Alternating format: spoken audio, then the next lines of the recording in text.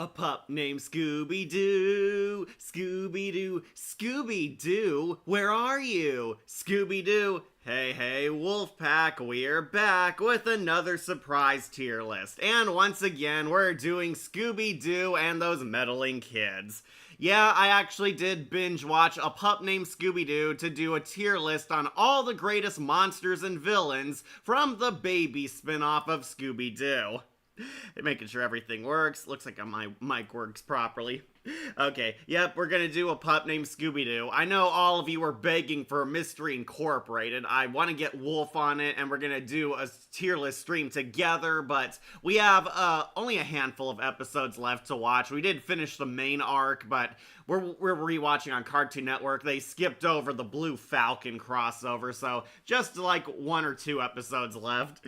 But anyways, wanted to talk about the other show I watched, A Pup Named Scooby-Doo. No, I did not grow up when this show was on. It reran on Cartoon Network back in the day, was also on Boomerang, currently is on Boomerang, and I actually went out of my way to binge watch this show because a lot of people wanted to know my thoughts and ranking on the monsters from the baby spinoff, A Pup Named Scooby-Doo.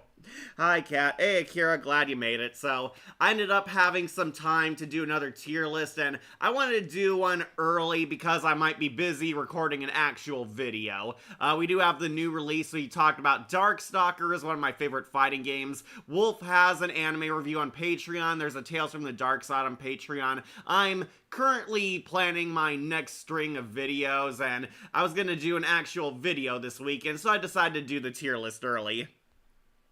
So I'm fine, just scared of the YouTube AI verification. Yeah, it's a stupid mess, but that's YouTube as always. It'll probably be a big fat lot of nothing anyway. But let's talk about A Pup Named Scooby-Doo. So, for those of you who did not grow up with this underrated gem, A Pup Named Scooby-Doo is a sort of prequel show. It's a much more lighthearted, child-friendly, cartoonier Scooby-Doo series. We're following Scooby and the gang in their childhood years. Like, I say childhood like grade school. They're not teenagers yet. They're not young adults. They are in grade school. Scooby-Doo's a puppy, hence the title, A Pup Named Scooby-Doo. Fred, Daphne, Velma, and Shaggy are all in grade school. They're going to school. They're doing kid things. They're literally a group of meddling kids in this version, much younger than their usual depictions. And A Pup Named Scooby-Doo was a lot safer for children. It was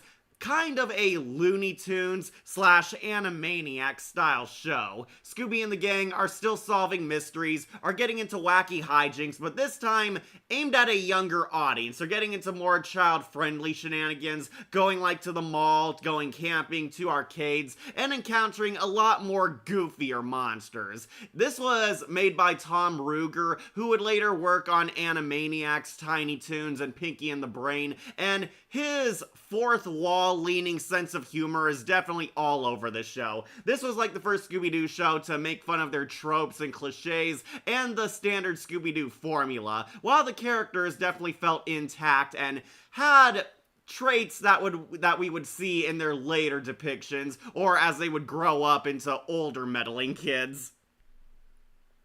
Like after this week, August 12th, I will be going on hiatus. Ah, that's a shame, Akira. And it looked cool. And Red Herring is funny. Yeah, Red Herring's on here too. Got all their monsters and villains who appeared on A Pup Named Scooby-Doo. Believe it or not, this show was not very long. It's like barely 30 episodes, which is kind of short for a Scooby-Doo show. But yeah, like only 30 episodes long. And the show was honestly pretty funny. It was funny, it was dumb, it was goofy, but it was so much fun to watch. It's a blast. A Pup Named Scooby-Doo makes fun of the Scooby-Doo style and formula in surprisingly funnier ways than Mindy Kaling's Velma ever did. It's kind of what Velma should have been, an actual funny show. And I really like it. A Pup Named Scooby-Doo is a decent show. It's dumb fun, it is very child-friendly, but it has some honestly great comedy. Charlie Adler and Scott Menville are all over this show and play a lot of crazy-ass characters. Hi everyone, AV Scorpio, how's everyone doing today? Very hot, so I decided to do a tier list instead of recording an actual long video. Yeah, and a lot of stuff that would honestly impact the franchise as a whole is in this show. Like, Daphne coming from a wealthy background, Freddy being kind of a himbo, Velma being super into high tech, and they live in the city Coolsville. Yes, a pup named Scooby-Doo introduced Coolsville as a setting. That is the neighborhood the kids live in, the basic city, and they get into a lot of wacky hijinks around town, kind of a funnier version of the Scooby-Doo formula mixed with Looney Tunes and Hardy Boys. Got laser powers because of their feather. Yeah, they were born in Coolsville or Crystal Cove. This one is Coolsville. It took me 5 years to learn that Red Herring's name is a play on words. Yeah, there's Red Herring. Red Herring was kind of the bulk and skull of Scooby-Doo. He was the idiot bully, but he sucked as a bully, and honestly was always the butt of a joke every time he acts like a jerk. Yeah, Scott Menville actually kind of got his start on this show. He plays Red Herring. Yeah, that is his actual name. It is a play on words. Honestly, there's some really clever humor here and there, which is what made a pup named Scooby-Doo so very funny. But we're here to talk about the monsters. Yep, Scooby and the gang are still solving mysteries, even back before they were over the age of 10. And a lot of their monsters are a lot more cartoonish. There are some scary ones, but a lot more supervillain based, a lot more outrageous and crazy ideas. But that's what kind of made the show fun. Like, never shown Crystal Cove. Like, did Fred have therapy after his teen years? Fred did have therapy in the Mystery Incorporated show. Hello there. Hey, Simon Hernandez. Okay, so a pup named Scooby-Doo, honestly, is really good. Don Messick plays Scooby-Doo. This is the last huge Scooby show he was in. The last time he ever voiced that annoying dog. And Casey Kasem voices Shaggy in this. They're the only two adult actors who came back.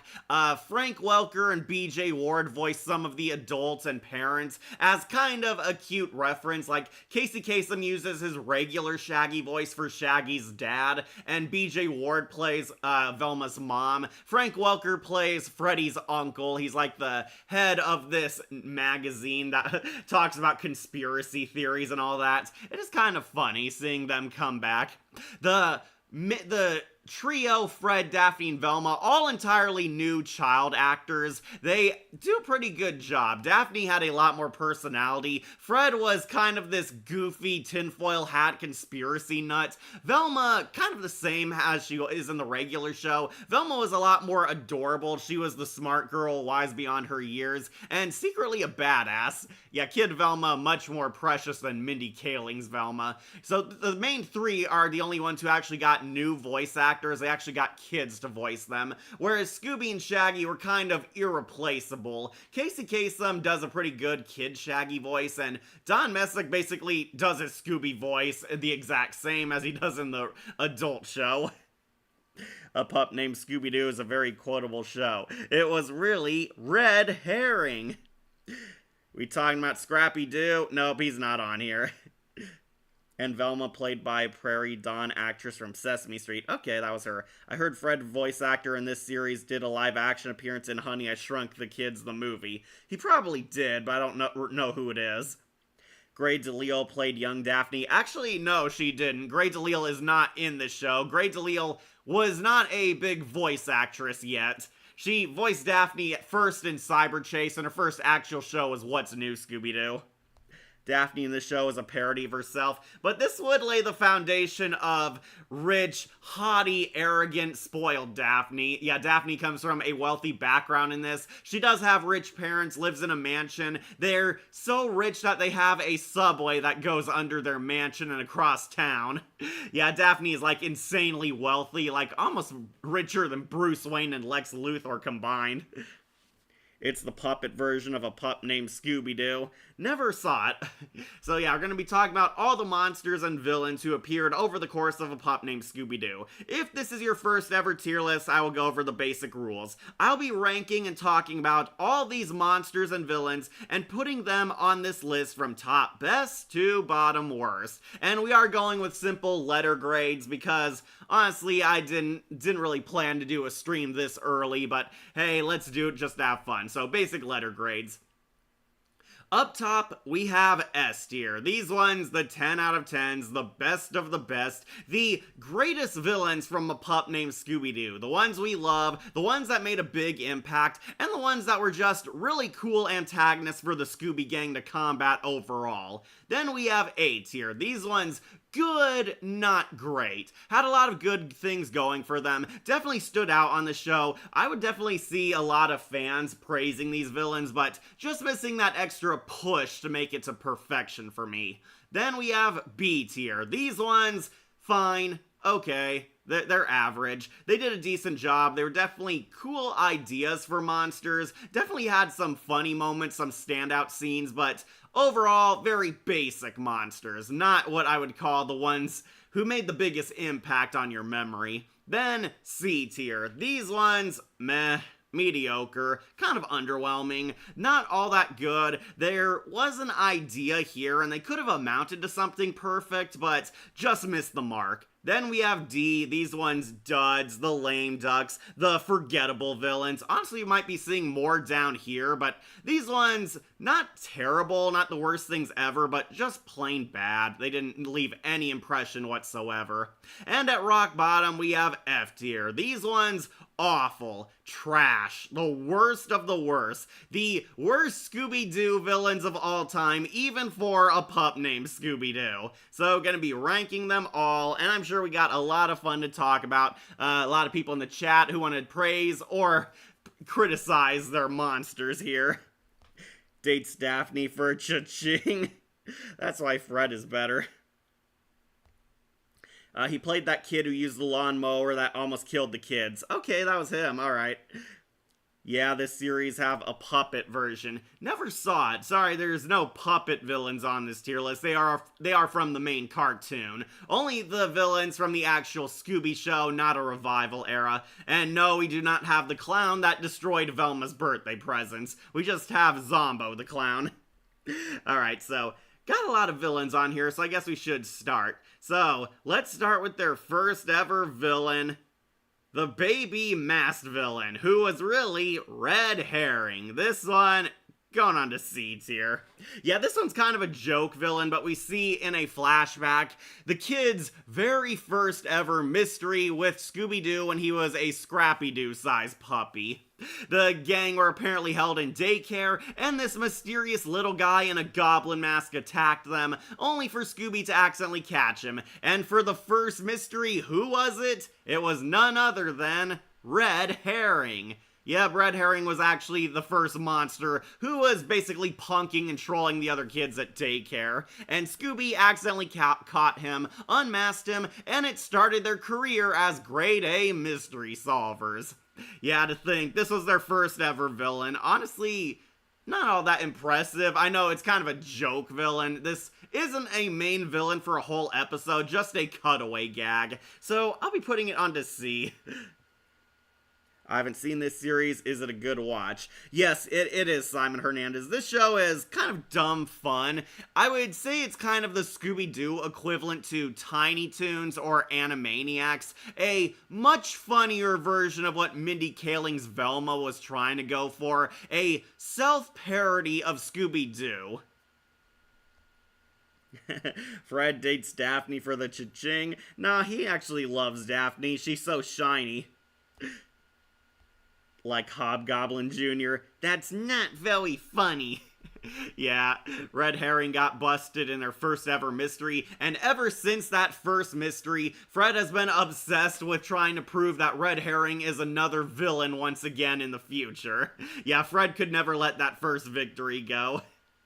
Speaking of which, we should also bump off Red Herring. Alright, I know we all love Red Herring, so we'll put him on to S tier because he is pretty funny. Yeah, this is the actual Red Herring. Red Herring, kind of the bulk and skull of Scooby-Doo. He's an idiot bully who sucks at being a bully. Every time he tries to be a jerk to the Scooby Gang, he's usually the butt of the joke. Karma hits him fast. He ends up being on the receiving end of his own pranks, accidentally pisses off the wrong people, and usually suffers wacky comeuppance at the end of every one of his appearances. Believe it or not, Scott Menville actually voices Red Herring in one of his earlier roles, and yeah, he's pretty funny. Again, kind of a bulk and skull on Scooby-Doo. He's an idiot bully. He tries to troll the Scooby Gang, and he shows up in almost 90% of the episodes, usually because Fred falsely accuses him.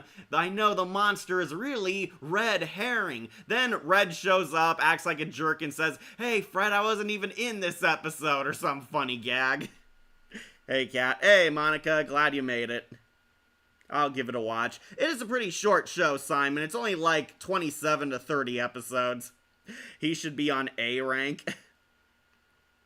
Like Daphne Blake in her childhood have a butler who meet Alfred in DC Comics. Oh, you mean Jenkins? Why didn't it have a jingle like Bulk and Skull?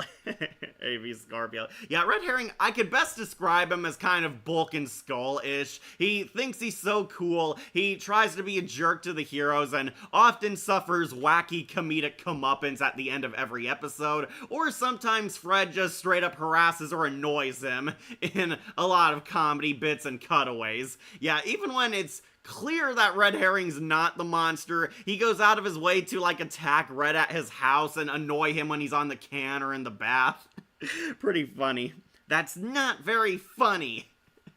Yeah, Red Herring is one of the few recurring characters on the show, and honestly, a lot of people really liked him because of how funny he is, and he's like a very cartoonish idiot bully. Red Herring would actually make a few cameos in other Scooby media. He was one of the college kids in Mystery Incorporated. He was in that god-awful Trick or Treat Scooby-Doo, or Happy Halloween Scooby-Doo. He was like driving one of the parade floats, and yeah, he's referencing quite a few things. I don't think he appeared in What's New Scooby-Doo, or Be Cool Scooby-Doo, but yeah, Red was one of the memorable characters on the show because it was clearly a running gag, and that's kind of why he stands out, because he is a pretty funny villain. Fred out there breaking the villain hearts. Like why he's forgotten on What's New Scooby-Doo or Scooby-Doo and Guess Who. Yeah, you'd think they'd have him on Guess Who, but I guess Scott Menville's too busy with Teen Titans Go. If the show had continued, maybe he would have had Bulk and Skull development and maybe end up joining the gang. I could see that happening in like one of their direct-to-video movies. Though, Scooby-Doo might not be getting more direct-to-video movies because Warner Brothers is putting them all on streaming now. In one episode, he challenged Fred to a wrestling match that if he beat him, he'll admit that he's the monster, even though the monster's like clearly arrested right in front of him. Yeah, that's the kind of humor we're aiming for. Wait, he was in Mystery Inc. He's, someone said he's one of the college kids at Fred's fraternity. He's, one of the guys, one of the bros who's wrestling and beating the other fraternity bros up. Yeah, apparently one of them is Red Herring. Like which episode? The Chargar Gothagon episode. Riz in this series, like, does Shaggy have Riz in this series like he does in the 2000s episodes? Honestly, no. I don't think Shaggy ever had a love interest in this series. I know Daphne's very thirsty on this show. Like, Daphne's like hitting on guys, checking them out, and drooling over them. Yeah, this actually introduced Daphne was much more thirstier when she was a kid, compared to how she is in her teen to adult self. Okay, maybe. Yeah, apparently he's in the fraternity on Mystery Incorporated, the Chargar Gothagon episode. Someone said he's one of the frat bros who likes to wrestle and attacks Fred at one point as like a reference to a pup named Scooby-Doo. Also, why did he have a tattoo on his arm? Because he's a badass. Yeah, he's like a stereotypical 1950s bully. But yeah, we'll put Red Herring on to S tier. He is pretty funny. Alright, so now let's talk about the first actual villain the Scooby Gang fought on this show. The mysterious green alien monster. And this one, I'll be putting on to B. Yeah, Scooby and the gang are looking into their first actual mystery on this show. Shaggy's bike is stolen by a mysterious green alien monster. Yeah, Shaggy has a job as a paper boy and like the pilot. His bike ends up stolen by the monster, and the Scooby-Doo Detective Agency is on the case, where they try to find out who it is, run into a lot of wacky characters. Speaking of which, I will warn you, a lot of the adults on this show are really weird. Like, most of the adults are more weird, creepy, and eccentric than the actual Scooby-Doo gang are. Yeah, the adults on the show are very weird. Shaggy's boss is kind of this J. Jonah Jameson knockoff. There's this weird psychic chick, and a lot of sketchy weirdos on this show. Guess it helped made the mystery more mysterious. Ghost, a bicycle built for Boo. Yeah, he was in there. What do you mean thirsty? Daphne was definitely into boys. She was always checking them out, really drooling over them. Not to the same extent as Mabel, but she was like usually fainting or had hearts drawn around her. Was so in love that sometimes she would fly and float and Velma had to pull her back down. Really funny. One time, Red Herring actually asked the gang to help him. Yeah, he needed them to clear his good name. I believe it was when he was mistaken for the Headless skateboarder. Mr. Conrad is the villain. Yep, okay, so after many wacky antics and basically getting you adjusted to a pup named Scooby-Doo's style and humor, we find out that this green monster is really Shaggy's boss, Mr. Conrad. He stole his paperboy's bike. Why? He needed the bike chain. Yeah, seriously, the monster stole a random kid's bike because he needed the bike chain, because he was printing counterfeit money in his secret basement. He's like making counterfeit bills, and his machine broke. He needed a new chain for the printing press. So instead of just buying a chain, he stole one off of Shaggy. Yeah, it was actually their boss. He used the bike chain, used a printing press he also stole from work to print counterfeit bills. They meet like this weird lady who claims she's psychic. She's really an undercover FBI agent who was on the case. The monster tried to frame her, then abduct her for the crimes, only for the Scooby-Doo gang to foil him. This monster, not all that special, basically a green slime monster. He looks like the creature from the Black Lagoon. His one distinct trait is he also has like a mouth on the end of his tongue like a xenomorph. That is like the one unique design he has. He has like a second mouth on his tongue like a xenomorph every time he screams, and he has that catchphrase. So, get out, get out, get out. And at one point, the J. Jonah Jameson boss also says that 3 times, hinting that it is him. Yeah, it was Shaggy's evil boss all along, and he was basically making counterfeit money in his basement this whole time. Honestly, pretty basic monster. I think it's okay. Not one of the best pup named Scooby-Doo foes, but a fine starter villain. Yeah, he works with the Daily Babbler, again with money. Yep, always a money laundering scheme. The ghost bears a resemblance to Hedorah from Godzilla, as both are oozing slime-covered monsters with red eyes. Yeah, but Hedorah is also gray. This guy was green. Freddy references Sherlock Holmes when he responds to Daphne by saying, elementary, even though Freddy's mostly wrong all the time. This monster, pretty basic. We're going to be putting him onto B. Definitely not Red Herring good. Next came this purple ooze monster, which was in the same episode. This is Red Herring in disguise. Yeah, Red Herring frequently dresses up as monsters to troll the gang. This one I'm going to put on to D. Not one of Red's best works, especially because it's his same basic shape. He's just covered in mud. Yeah, it is supposed to be mud, but they try to color it purple to throw you off. Definitely not one of Red's best pranks. Going on to D. But let's talk about the actual villain, the One-Eyed Monster. Yes, that is what he's actually called, One-Eyed Monster. This one, not one of my favorites either. I will be putting him onto C. Yeah, this monster was basically hiding in Scooby-Doo's doghouse. We actually see Scooby-Doo's doghouse for the first time, and the inside of his doghouse is basically as big as a mansion. Like, it is pretty funny. Scooby-Doo has this tiny doghouse. He sleeps outside, and he's too afraid to go back in because this monster broke into Scooby-Doo's doghouse and is hiding there, where the Scooby-Doo Detective Agency is on the case, and inside the doghouse is much bigger. It's the size of a big McMansion. Scooby-Doo lives a very luxurious life. Kind of shocked, but yeah, it is a pretty funny gag. And they're trying to find the monster somewhere in Scooby-Doo's house. The Scooby-Doo One-Eyed Monster, pretty kooky design, but also kind of generic. Basically a hideous mutant freak. Not much backstory given to him. He's just a mysterious entity that came out of nowhere and is kind of hiding under Scooby's home like a monster that hides in the closet or under your bed.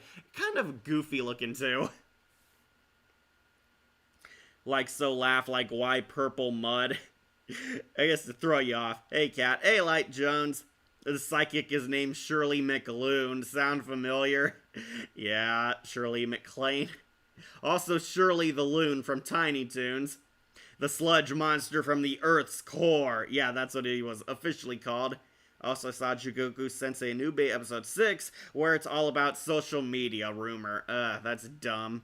Also, that ghost is just another slime monster. Yeah, it is. He has tentacles, he has that eye on his chest, and the big hilarious mouth. So, the monster, the sludge monster from the Earth's core, is actually camping in Scooby-Doo's doghouse because he's using it as a base. He dug underneath Scooby-Doo's house to rob the bank. Yeah, the monster is also stealing money. It broke into the First National Coolsville Bank and is going all the way under Scooby-Doo's doghouse for his escape hole. He's stealing money and trying to scare the dog away to use his house as a hidey hole to hide his money. And who was it? After meeting a lot of funny characters like this creepy janitor, this weird security guard, and a lot of people talking about the bank, some accountants, the bank manager, it turns out it's the bank president. Yep, the bank president, exactly like the creeper, was robbing from his own bank. He was stealing money, stealing other people's money, and dug a hole from the vault all the way into Scooby-Doo's doghouse. And he disguised himself as a sludge monster to get away with the crime and scare off that pesky dog. I remember when Daphne was afraid into going into the doghouse because it might have dust. Yeah, Daphne, low-key prototype rarity.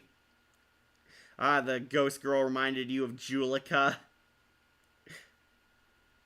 And almost a streamer die off screen because he is a con YouTuber streamer, which remind me of Vincent from Miraculous. Mr. Buxton. Yeah, that was his name. It was Mr. Buxton, the bank president, who was hiding under a doghouse to hide his stolen loot. Not sure how this guy found out Scooby-Doo had the biggest dog mansion in town, but yeah, pretty funny episode. Again, all these episodes are pretty funny, but the monster, kind of forgettable. He's in the theme song, but that still didn't impress me. I'm going to be putting him onto C, just kind of an adequate ghoul. Finally getting to a good one.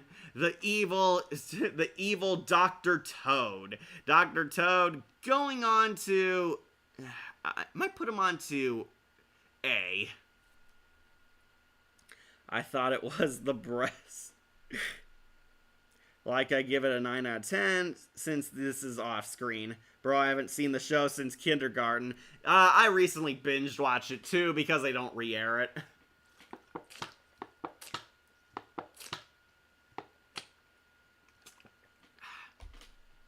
Sorry, I got my 500 waters to stay hydrated because it is pretty hot. Okay, so, talking about Commander Cool episode. The Scooby Gang go to Comic-Con, and they bump into a real supervillain. This is Commander Cool's arch nemesis, Dr. Toad, who's an evil mad scientist Frogman. The Frogman is going around attacking people to steal a rare collector's issue of Commander Cool. It's stealing the first #1 comic of Commander Cool, and we meet all these sketchy suspects. There's a comic collector, this greedy businessman, the creator of Commander Cool himself, Red Herring, as usual. A lot of weird people at this Comic-Con convention. So, Shaggy saved up money to buy one of the first issues of Commander Cool. However, this creepy frog supervillain is going around and stealing other people's copies of it, and Shaggy nearly gets his stolen by the evil Dr. Toad.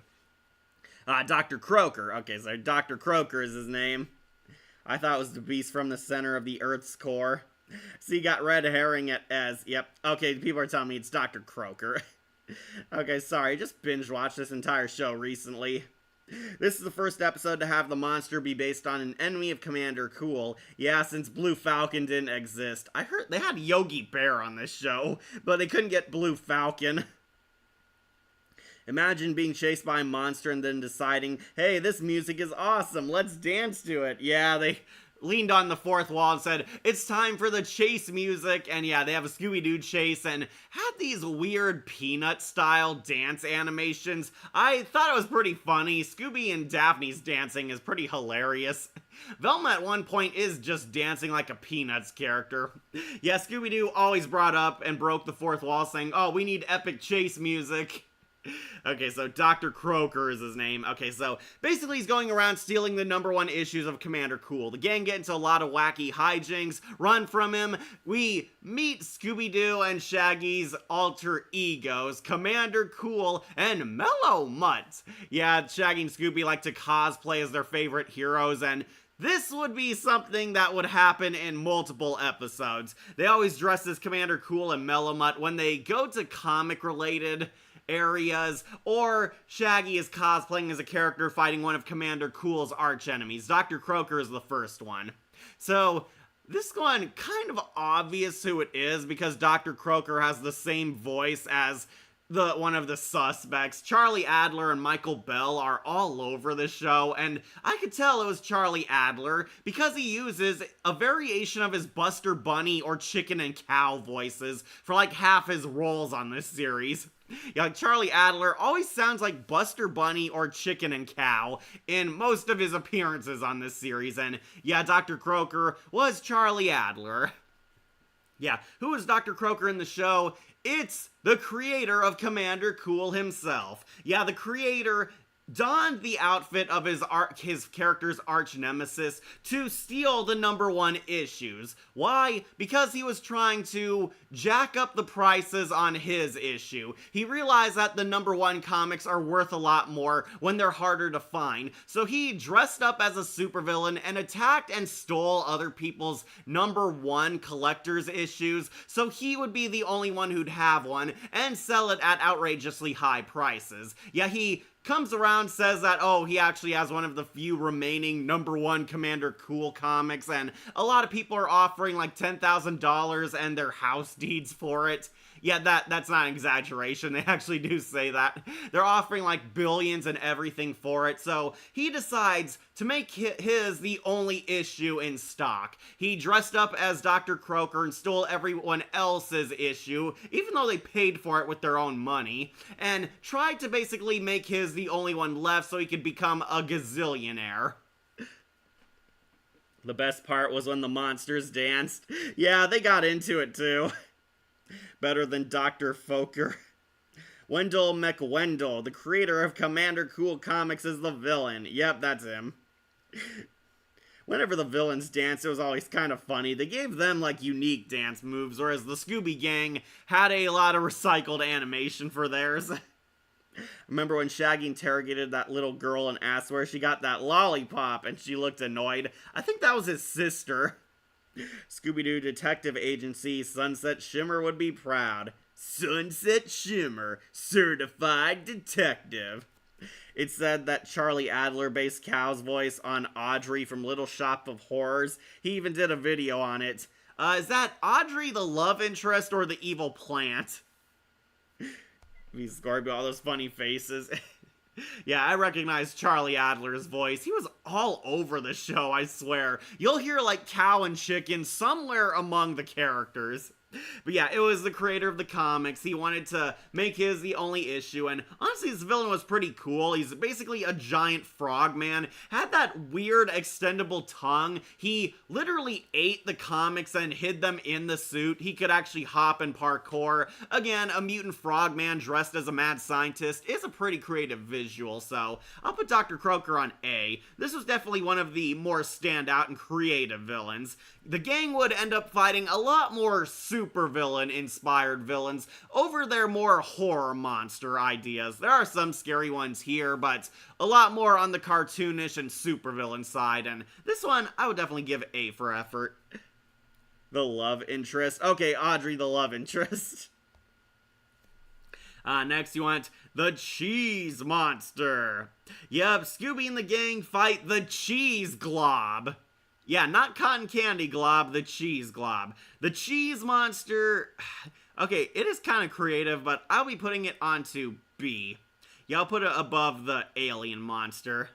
The Scooby Gang fight a cheese monster. And yes, as you could expect, this does end with Scooby-Doo eating the monster. Kinda surprised it took them that long. Scooby and Shaggy against food monsters should be an easy victory. Yeah, remember the cotton candy glob scene?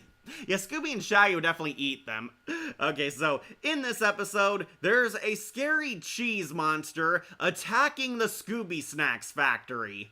Yeah, before What's New Scooby-Doo did it, we did have a first episode at the Scooby Snacks factory. The Scooby Snacks are put out of business when a cheese monster is haunting them. The Scooby Snacks factory is trying to come up with new flavors, one of them being cheese, but then a cheese monster came out of the radioactive cheese material and scared away the staff. Yes, this is kind of a plot to steal the Scooby Snacks secret formula. The cheese monster is somebody incognito trying to steal that secret formula from under the Scooby Snacks creators. So, the Scooby-Doo Detective Agency is on the case because Scooby Snacks are on the line now. Do love Scooby-Doo is going through withdrawal and freaking out because he can't get his Scooby Snacks fix. It is pretty funny seeing Scooby-Doo actually lose his cool and getting serious because he wants those snacks. For cheddar or worse. Yeah, a lot of pun titles. Cheese monster, Wallace's worst nightmare. Like Daphne has yet another pair of shoes. Daphne always comes prepared, though I do find it funny if her clothes get ruined, she doesn't always have a new one in her purse. No, she actually has her butler come back, clean her outfit, or give her a replacement one instead. Yeah, Jenkins came up a lot in this show. I think the cotton candy glob was created just for that scene in Monsters Unleashed. Kind of a wasted opportunity to have the cheese monster because it suffers the same defeat as the cotton candy glob. Scooby-Doo actually eats him. Yeah, Scooby-Doo eats the costume, and who's the cotton candy glob? Well, he's a rival business competitor trying to steal the Scooby Snacks formula. Yeah, the old lady who owned the factory teams up with this rival to make snacks together while her factory is shut down, and it turns out this was all a ploy for him to break into the factory as the monster. He made these crappy, tasteless dog biscuits, which were not even half as cool as Scooby Snacks, and he wanted to steal their formula to make his snacks taste better. Yeah, kind of a plankton level scheme. He actually got his costume completely eaten and devoured by Scooby, because Scooby fought to save his friends. And Scooby Snacks. Yeah, Larry P. Acme. Like Scooby Snacks gets attacked, like why that? Because Scooby Snacks is the greatest Scooby-Doo treat ever. Scooby Snacks has many flavors: bacon and eggs, creamy garlic, tomato, chocolate, pizza, strawberry, and the failed zucchini squid. They did finally make a pizza flavored at the end. Yeah, there was a zucchini squid flavored Scooby snack, and we're led to believe it's this disgruntled ex-worker because his flavor sucked and he got fired. But no, it turns out he was a nice guy. He was actually the dick CEO who pretended he was nice. I found it strange, as I thought the snack was created for Scooby and not a factory made. Nope, they actually do. There actually is a factory that makes Scooby snacks legit. Yeah, apparently Scooby was named after the snacks in this show. They weren't snacks made for him specifically. The Scooby-Doo franchise would kind of flip-flop on this idea. If Scooby Snacks is an actual business that existed before Scooby, or know he exists, or if it's something the gang actually made and patented to feed their dog Scooby. Mr. Rockefort's new flavor of bubblegum. Yeah, that was it. Yeah, so the cheese monster, basically a living, walking glob of cheese. Not super special, but also kind of anticlimactically defeated because Scooby-Doo, eats the monster. So it kind of saw that twist coming, but you know, I'll put him on fine. Definitely a creative idea, and love seeing the Scooby Snacks factory most of all. That's what made this episode so good. We see Scooby-Doo's obsession with Scooby Snacks, and there's an actual Scooby Snack factory in business, so definitely a fun idea, but an okay monster. We'll put him on to B. Alright, next is Al Cabone. Yes, really, Al Cabone. We'll put Al onto A. Yeah, I'll put him above Dr. Croker. The Scooby-Doo gang go on Wheel of Fortune. Yeah, Shaggy and Scooby are selected to be contestants on Wheel of Fortune. It is called this letter pun name. And basically the studio is haunted by a ghost. There's this ghost gangster who used to own the studio. He was so evil that he stomped on daisies and flowers. Yeah, those flowers looking beautiful and doing nothing, he stomped and destroyed them because he was just that sick. Al Cabone, not the actual Al Capone, he actually is called Cabone because he's a skeleton. He's haunting the studio, and the Scooby-Doo Detective Agency is on the case so Shaggy and Scooby can win Wheel of Fortune. They won because pizza. Yeah, apparently the two nerds didn't know that was the final word. Al Capone. They made actual Scooby Snacks dog food in real life. I wanted to try it, but my grandmother wouldn't let because, well, dog food. Oh, Shaggy eats them, so that's BS. Like, Be Cool retconned it. Ah, they did. Glad I never watched it then. The scene where Scooby pulled Shaggy from his leash inspired the credit title of each episode. Yeah, I see that every time they have the title. It's always Scooby-Doo running while Shaggy's screaming, "Scoob, slow down." Yeah, it's basically the Wheel of Fortune without the wheel. Yeah, they're guessing words and letters. Also, Daphne says this is a game show, not a cooking show. Bobby Brainy and Betsy Brainy. Yeah, these twin nerd siblings. They treat Shaggy and Scooby like they're stupid, and of course it's setting up their own downfall later because they're gonna fail at one point. Yeah, they face these two nerds in this Wheel of Fortune competition, but it's sabotaged when Al Cabone shows up haunting the studio. We meet a lot of wacky characters around the studio, sketchy characters, a lot of wacky antics running through sets. This is like the first time we see Scooby-Doo on a movie set in this show, so it's definitely pretty fun.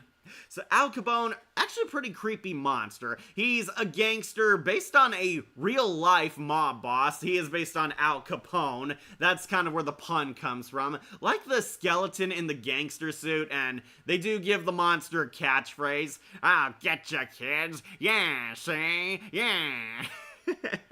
Talking like that old school gangster. Again, very Capone-esque. I do kind of like the added layer of hair. He has like this long flowing white hair, which actually makes him look a lot more ghostly. It appears the ghost is floating and flying and chasing after them. Has a skeleton in a business suit kind of look. A pretty basic but very effective monster design. This is a full-blown actual ghost. It's our first dead person on the show. Was based on a living character who died long ago and is back for revenge.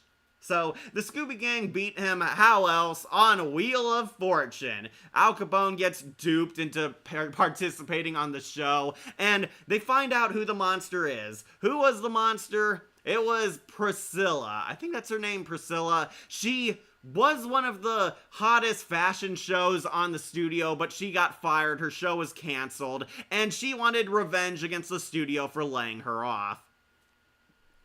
Oh, Pristina. Okay, Pristina's the villain. I need to start with a P. YouTube poop version. This is a cooking show, not a game show. I'll have to see that. Al Capone. Nah, so don't mess with me, see? Yeah, it was Pristina. Al Capone's actually a girl. It was Pristina. She was this beauty queen. She had like America's Next Top Model. That was her show, or what it was slightly based on. She had this beauty fashion show. It got canceled and she was fired. So she dressed up as Al Capone to haunt the studio to get revenge and cause the studio to go out of business. Yep, it was just a petty former washed up star getting her revenge because she deserved better.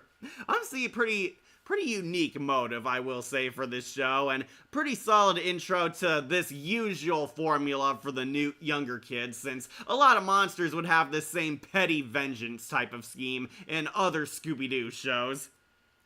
Losers take a dive. Yep. Yeah, so Al Cabone, we'll put on to A tier. Oh, and if you're curious how the episode ends, of course Shaggy and Scooby win, because the two nerdy kids can't guess the final word. I never heard of a word that had two Z's in the middle of it.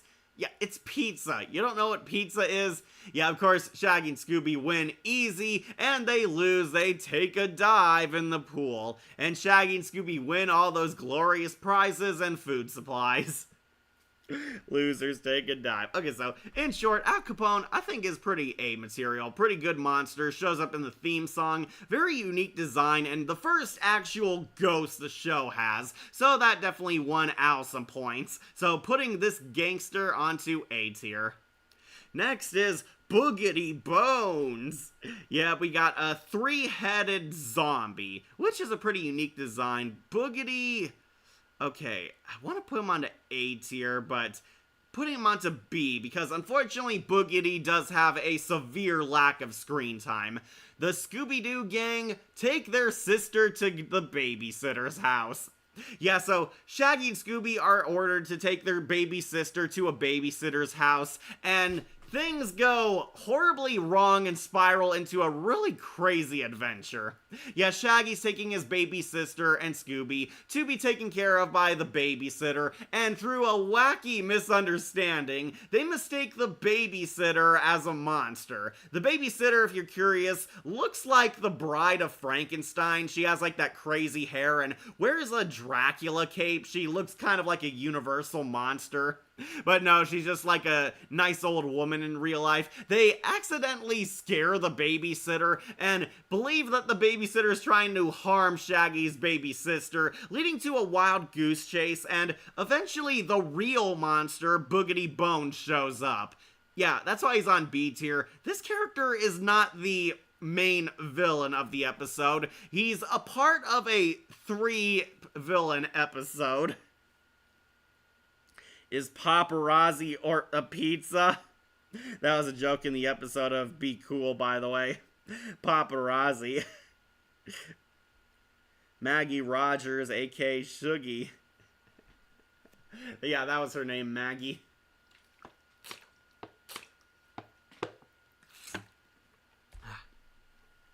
So it is kind of funny because this monster and the babysitter both have the same voice actress. BJ Ward is on this show. I could tell it was her as the babysitter. She also plays Shaggy's mom because it's kind of a meta reference.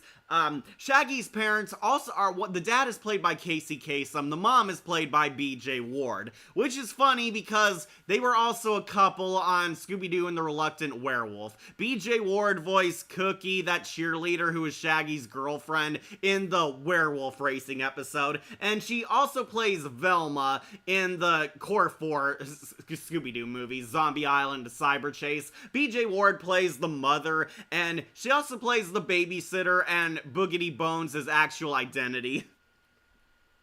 The babysitter was thought to be a villain. Yeah, she is. Molly the Mall is the disguised villain. Yeah, so while they're being chased by the babysitter, there's a very contrived but hilarious misunderstanding. They think the babysitter is a monster, but then they find out there's an escaped criminal on the loose, and Boogy Bones is the monster chasing after them. Scooby and the gang were supposed to see a horror movie starring Boogy Bones, but it turns out somebody stole like the statue's costume and dressed up as the real monster. It's Molly the Mall. We find out the babysitter's house used to belong to this criminal couple, and the criminals have mysteriously disappeared, and one of them has reappeared. There's this guy, he's a burglar. He stole loot and allegedly buried it underneath the house, and he's trying to break into the babysitter's house to get his loot back, while his girlfriend, Molly the Mall, mysteriously disappeared, and the Scooby Gang believe the babysitter is Molly, while there's this other monster, and it kind of gives away who it is. There's Boogy Bones, who's also going around trying to scare the gang. I do like the 3-headed gimmick, but that's kind of it. It's basically a standard zombie, but with 3 heads. Shaggy basically refuses to give his sister to the babysitter because she looks scary, which always struck me the wrong way. Yeah, Shaggy totally judged a book by its cover. Because the babysitter is ugly and scary, they take the sister away and are being chased by basically 3 people. The babysitter wants to protect the baby, thinking the kids are gonna harm it. There's evil burglar guy trying to break into the house, and Boogy Bones, the monster, is also trying to eliminate the gang. It is a really hilariously crazy episode, but you can see the twist coming a mile away. I even saw this when I was a kitten. It's like, yeah, I figured the babysitter was legit, and Boogy Bones is really the mysterious girlfriend who disappeared. It's Molly the Mall because we haven't seen her all episode, and the criminal guy is clearly outside of the monster suit, so it's not him. Yeah, Manny the Mauler is her partner. Yeah, so basically, Boogy Bones and Manny are both trying to break into the house because under the basement is where they ditched all their loot. They stole all this money, treasure, jewels, and valuables, and now they're trying to come back for it and flee town. But the kids are camping in the babysitter's house, trying to keep them all out, Home Alone style. It is a pretty funny and insane episode. Always kind of wrong, though, that Shaggy and the gang treat the babysitter like a monster because she's ugly. Yeah, she looks like a monster. They kick her out of her own house and basically steal the baby from her, making them kind of look like the villains in her eyes. But yeah, it's a funny mix-up episode. So they get into a wacky chase scene. Boogy Bones and Manny are both captured by their Home Alone antics, and we find out Boogy Bones was, what a shock, the girlfriend, Molly the Mall. They thought the babysitter was Molly, and Velma did like this computer image, what she would look like years later, and she apparently would have looked like the babysitter in a few years, but no, she was actually Boogy Bones the entire time, trying to backstab her partner Manny and steal the loot first. Though I would like to point out this scheme didn't work because Manny was not afraid of the monster. In fact, they were both trying to team up together to break into the house.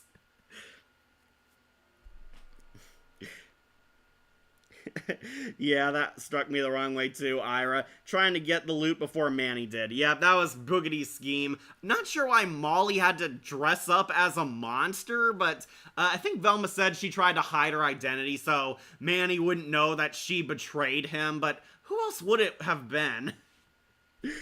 Like why Boogy Bones didn't look like a skeleton Cerberus? That would have been cool, but no, it's a basic zombie, but with 3 different heads. I think that did kind of give it a unique look, but yeah, one's a skull head, one's this goblin head, and one's like a Frankenstein's monster head. It is a pretty unique design, but in the grand scheme of things, a really basic monster. It doesn't even do anything zombie-like, it's just a disguise Molly needed. Like why Maggie Rogers never shown What's New and Guess Who? I guess they like keeping Shaggy an only child.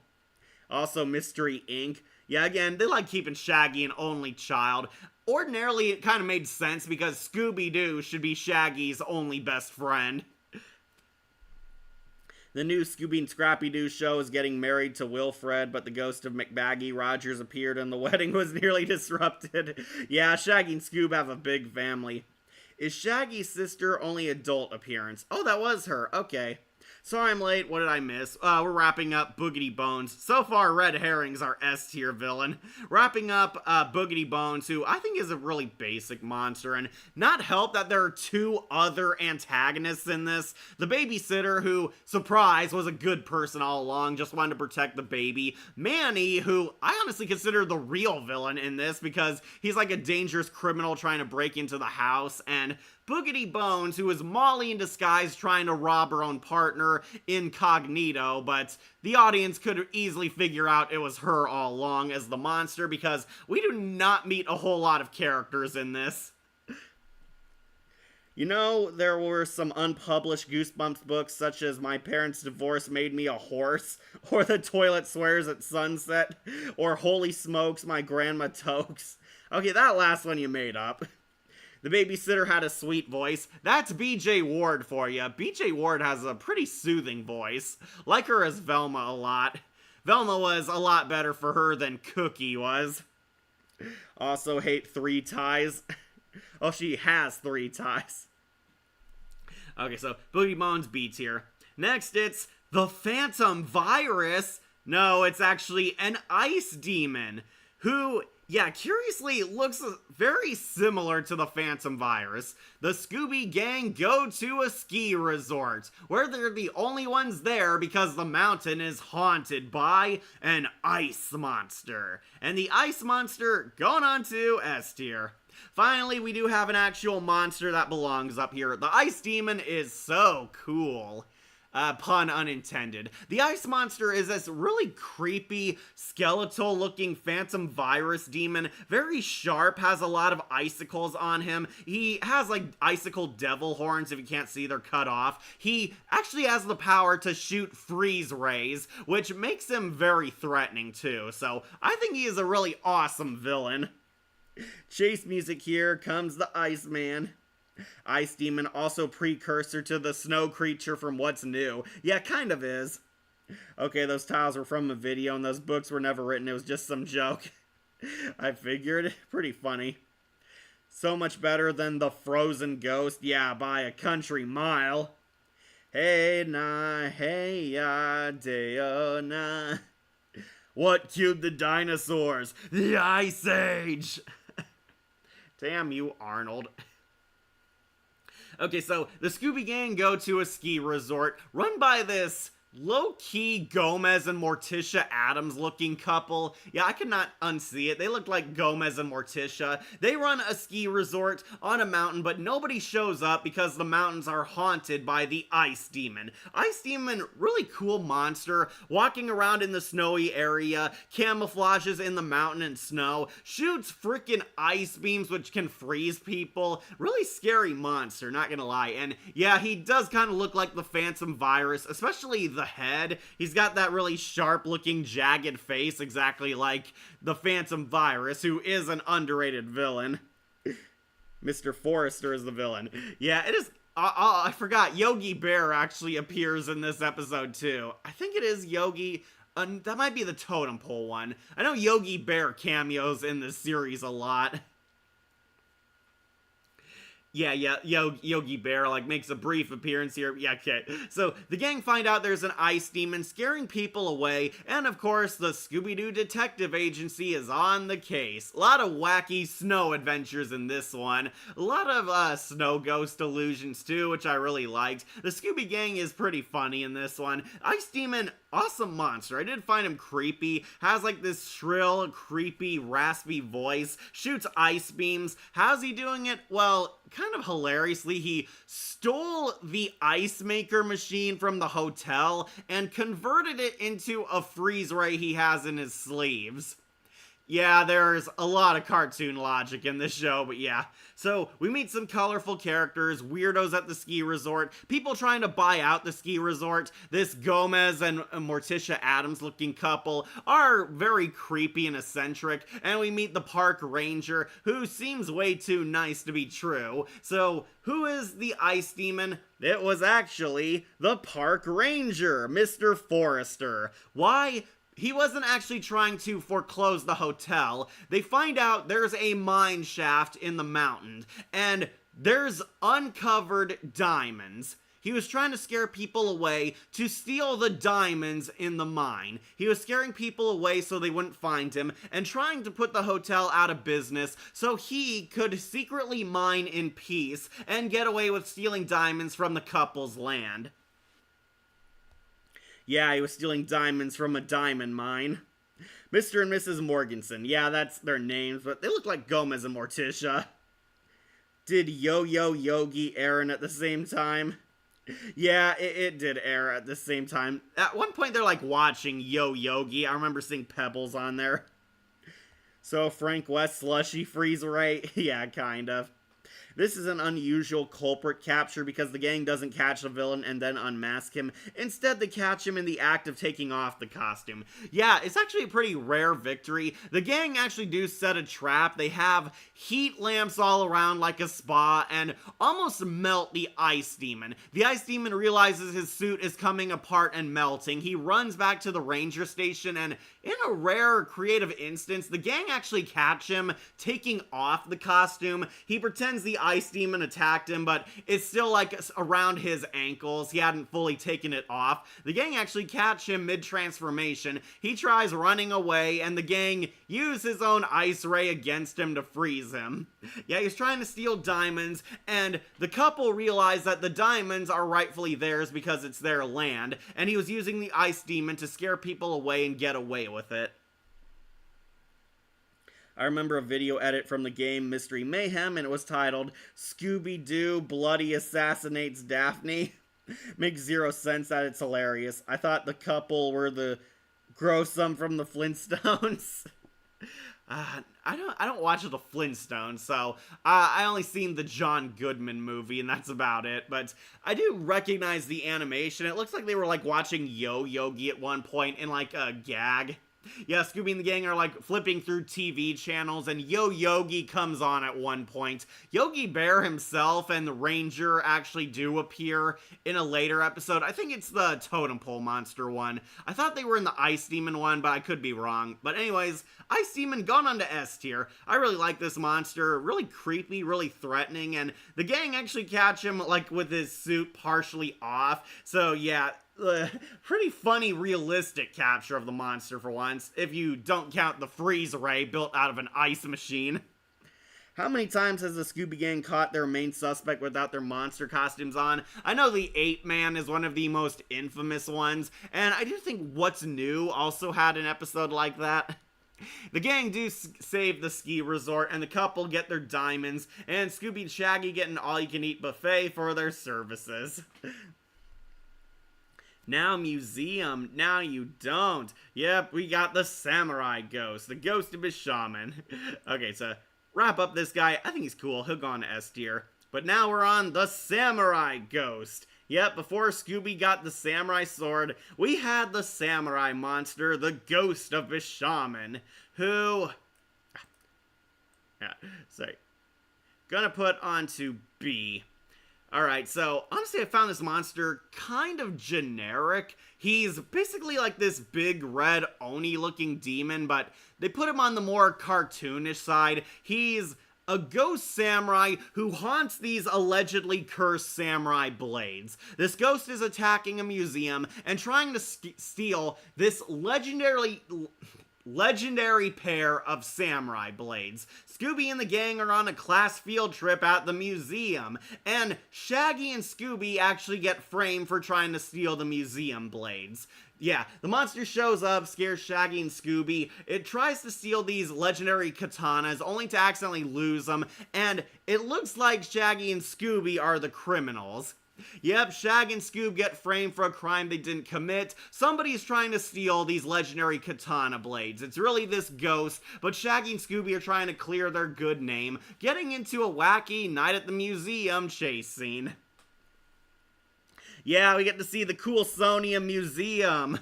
Before Scooby-Doo would grow up to have their own exhibit there. Yeah, the Coulsonium Museum is actually in this episode. The Samurai Ghost. Now museum, now you don't. Yeah, the Coulsonium is supposed to be the Smithsonian. That's the wordplay.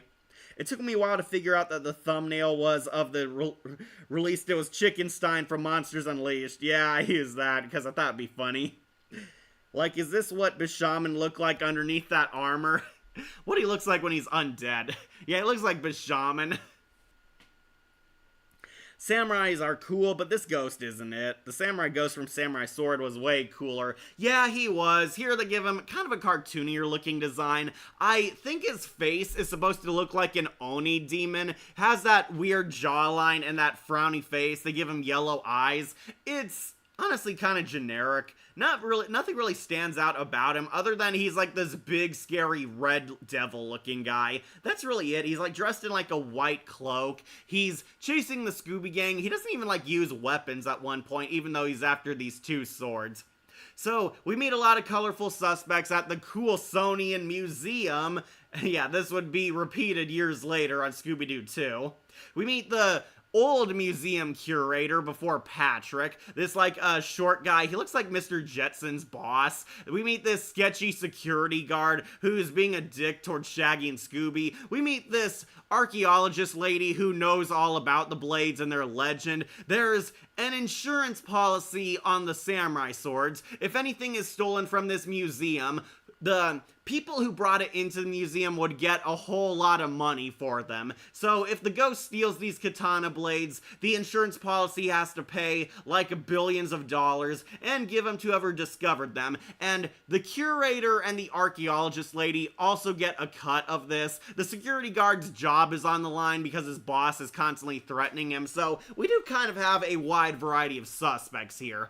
But who was the samurai ghost? It was the museum curator all along. Yeah, it was George Jetson's boss. It turns out he's actually using stilts and long arms, kind of like Hank as the minor 49er. He is actually a little person who looks taller and muscular inside this suit. He had like longer arms and stilts on his feet to appear as a giant and was trying to frame the security guard and Shaggy and Scooby as potential suspects.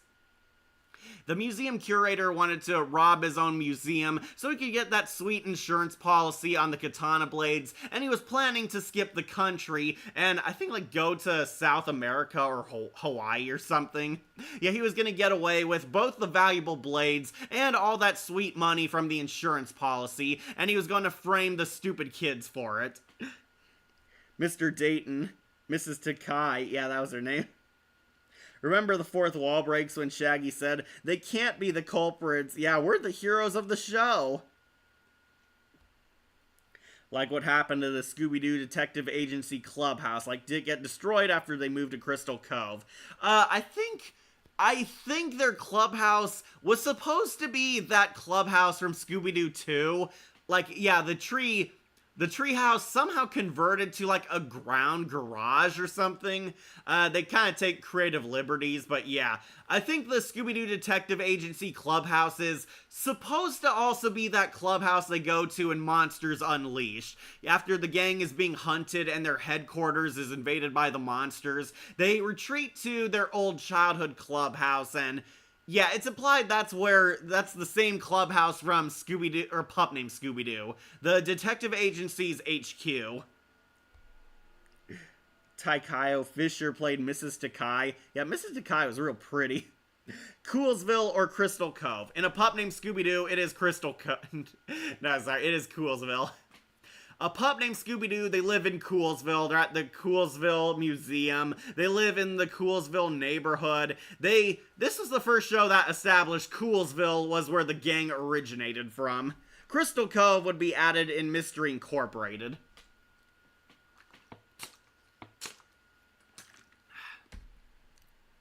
Okay, so to wrap up, the Samurai Ghost, not all that hot. Honestly, just kind of forgettable. Not a really creative monster. It is kind of an interesting mystery, and they do a good job hiding it who it could really be. It's not as obvious as the other suspects, so it does win points for being a mysterious figure. Unfortunately, the monster itself, it's the ghost haunting the katana blades and trying to steal them back. Not too compelling a backstory for a monster, so I'll be putting him onto B. Alright, next is one of my favorites, the Headless Skateboarder. Dude, get off my beach, dude. Yep, Scooby-Doo fights a headless skateboarder, voiced by Michelangelo from TMNT. Yeah, this guy totally awesome, going into S tier.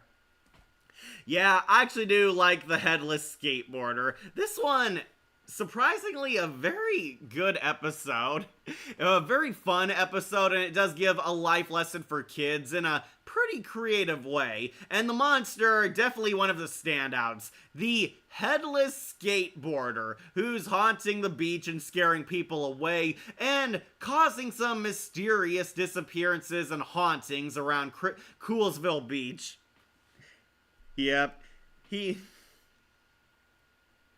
Yeah, I will warn you, this is an anti-drug episode of Scooby-Doo, so it is kind of ham-fisted, but honestly pretty funny. So, The Headless ghost is causing the disappearances of dolphins and a surge of drug deals on the beach. Yeah, this is the first Scooby-Doo monster who is actually a drug dealer. There's a drug dealer on Scooby-Doo. The monster, I kid you not, is abducting dolphins from Velma's mother's aquarium to use the dolphins as drug mules to take drugs across the ocean to Mexico.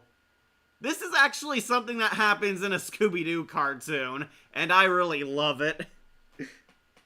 Like, why'd they move to Coolsville to Crystal Cove? I think that was just for the story arc. They wanted to give Crystal Cove their own unique identity and have that larger mystery arc, and they wanted to use an original town instead of retconning everything about Coolsville. Oh, which do you prefer, Coolsville or Crystal Cove?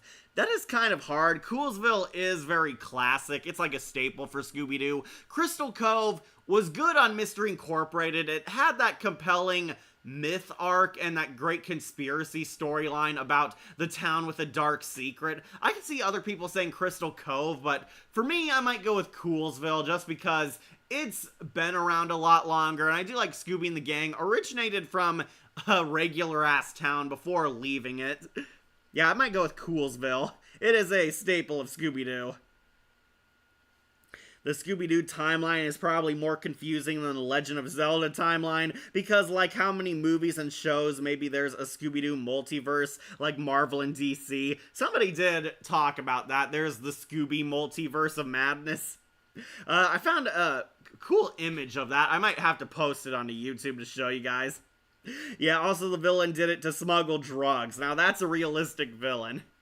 Yeah, the Scooby-Doo, a pup named Scooby-Doo of all shows, had a drug dealer. The drug dealer is the monster trying to scare people off the beach so nobody will notice his drug dealings and crimes going on behind the scenes. We meet a lot of colorful suspects. There's the aquarium workers. There's this weird beach patrol girl. There's this guy who's like he's like the owner of a skate park. There's this weird surfer bra dude who Daphne is thirsty for. And of course, Red Herring. Red Herring shows up and he's causing mischief on the beach. And he actually gets accused of being the monster by real police officers this time. So it is kind of a serious episode. So yeah, somebody is dealing drugs. The dolphins from the aquarium are getting abducted to be turned into drug mules to swim to Mexico, dealing drugs and cocaine. And I do love Scooby. Drugs? Bleh! Patooey! Yeah, Scooby-Doo says no to drugs, kids. When this episode aired, Nancy Reagan's Just Say No campaign was prevalent. This campaign went from the 1980s to early 1990s as part of the US war on drugs, and it was used to discourage children from it. Yeah, very good. I think we should keep people away from drugs. Even recreational drugs. Engaging in illegal recreational drug use. Yep. The UK skipped this episode. They missed out. So, I swear, I think Townsend Coleman, the OG Michelangelo, voices that monster, making it pretty funny. I kind of hear Mikey whenever this guy's, like, threatening the gang. Dude, heads up, dude. Wipe out, Scoob. Yeah, there's a headless skateboarder, which they imply that this kid was a skateboarding champ and he lost his head, only to come back as the headless skateboarder haunting the beach. The gang meets these colorful characters, and who is it? After some wacky mishaps and traps and chase scenes, the headless skateboarder was the owner of the skate park. Yeah, it's this washed up athlete. We find out he got kicked out of the skateboarding championship because he was connected to drugs. He gives this lying BS story that, oh, he had a drug problem and he's a recovering addict. It's like, no, he didn't get kicked out because he was using drugs. He got kicked out because he was dealing drugs. Yeah, the owner of the skate park was really the headless ghost, and he was working with the beach patrol lady. She's actually a corrupt cop working with him to make money off their drug dealings. He was using the Headless skateboarder to distract people so they wouldn't notice that he was abducting dolphins and dealing drugs around the beach. One of the most political episodes as well. Yeah, but it's generally agreed upon that drugs are bad. Like, they never say what kind of drugs they're dealing. Some people claim it could be weed. For all we know, it could be methamphetamines. We never, like, actually see the drugs. We see, like, Velma have a pill at one point, but the drugs are, like, being put in crates and bags and attached to the dolphins to deliver. Yeah, also animal cruelty in this episode. They were straight up abducting these dolphins and putting, like, controlling shot collars on them so they would have to obey their every command. There's a running gag in the museum where Red was being chased by the mom and her baby. Yeah, that happened. Also happens here too. After Red annoys the beach patrol lady, she's chasing him on her doom buggy.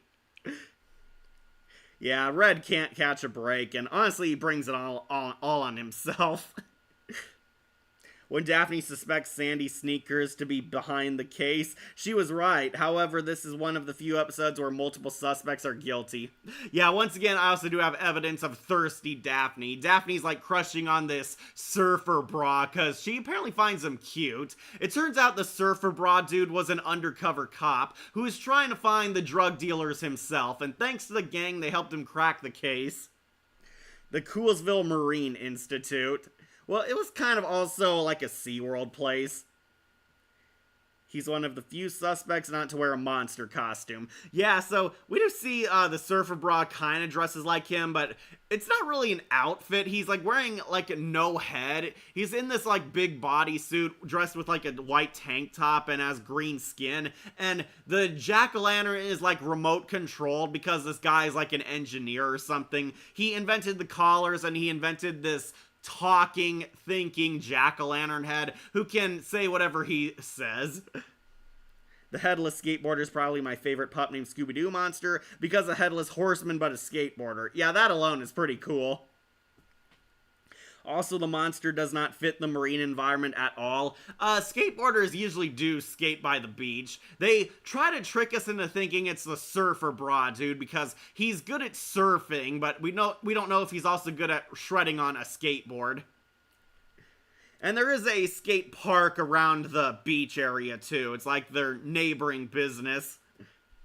Film Theory did that. AI is the headless skateboarder. Yeah, in short. The monster does not fit the marine environment at all. That kind of helped him because he's trying to abduct the dolphins at the Institute to convert into his drug mules. Nice, Akira. Sandy Sneakers is the aide of the villain. Yeah, that was the beach lady. Okay, that was Velma's aunt. Alright, my mistake. I thought it was her mom because Velma's family all kind of look like her. Gnarly Charlie was an undercover FBI agent. The dolphins will say yes to drugs. You see, dolphins use putterfish to get high. That was before we knew that, alright? Jerry Hauser. Oh, also Michelangelo's voice actor did the voice of the Mass Mutant in the 90s audiobook. Okay, that was Michelangelo. Though I think he was kind of doing a variation of his Tick voice, because Townsend Coleman was also the Tick from that hilarious superhero parody. Garfield from Cartoon All-Stars to the rescue. Not cool as other characters, cartoon drugs. That's right, All-Stars to the rescue. Don't do drugs, even though getting drugs allows you to see your favorite cartoon people. Also, Shaggy and Scooby dressed as mermaids, like why not Daphne and Velma? Because it's funnier. Guys dressed in dresses was really weird back then. But yeah, the Headless Skateboarder, I think, is a really cool villain. This is easily one of the S-tier entries of Scooby-Doo because, one, really cool idea for a monster, a headless skateboarder, has that funny Michelangelo voice, and for the first time ever, Scooby and the gang are stopping a real criminal who's dealing drugs. Yeah, how many times can you say Scooby-Doo had a drug dealer as the monster? Definitely going on to S tier. This guy definitely shredded with the classics.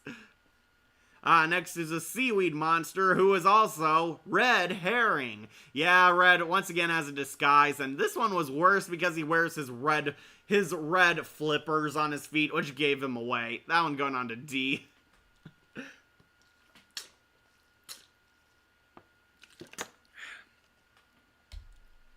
Also, okay, read that one.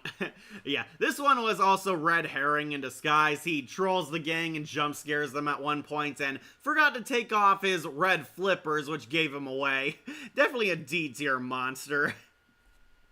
So lame. Yep. Alright, let's talk about a real ghost. It's the Flying Dutchman. Yeah, we got our first ghost pirate. It's a pup named Scooby-Doo's first Halloween special. Scooby and the gang are going trick-or-treating, but unfortunately encounter a real haunted house. Yeah, there's actually a real ghost in this house, but also a fake ghost, and that's our villain, the Flying Dutchman. That's it, Squidward. This ship belongs to the Red Baron. Alright, Ghost Pirate.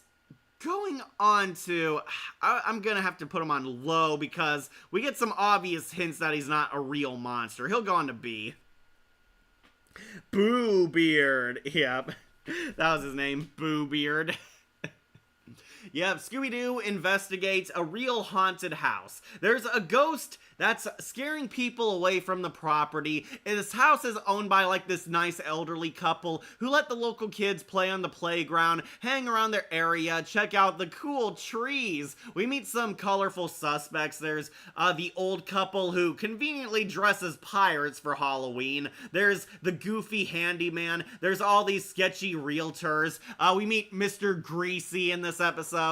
Yeah, Mr. Greasy O'Greasy will become a reoccurring character in this franchise, and he's one of the suspects. And Scooby and the gang meet a real ghost.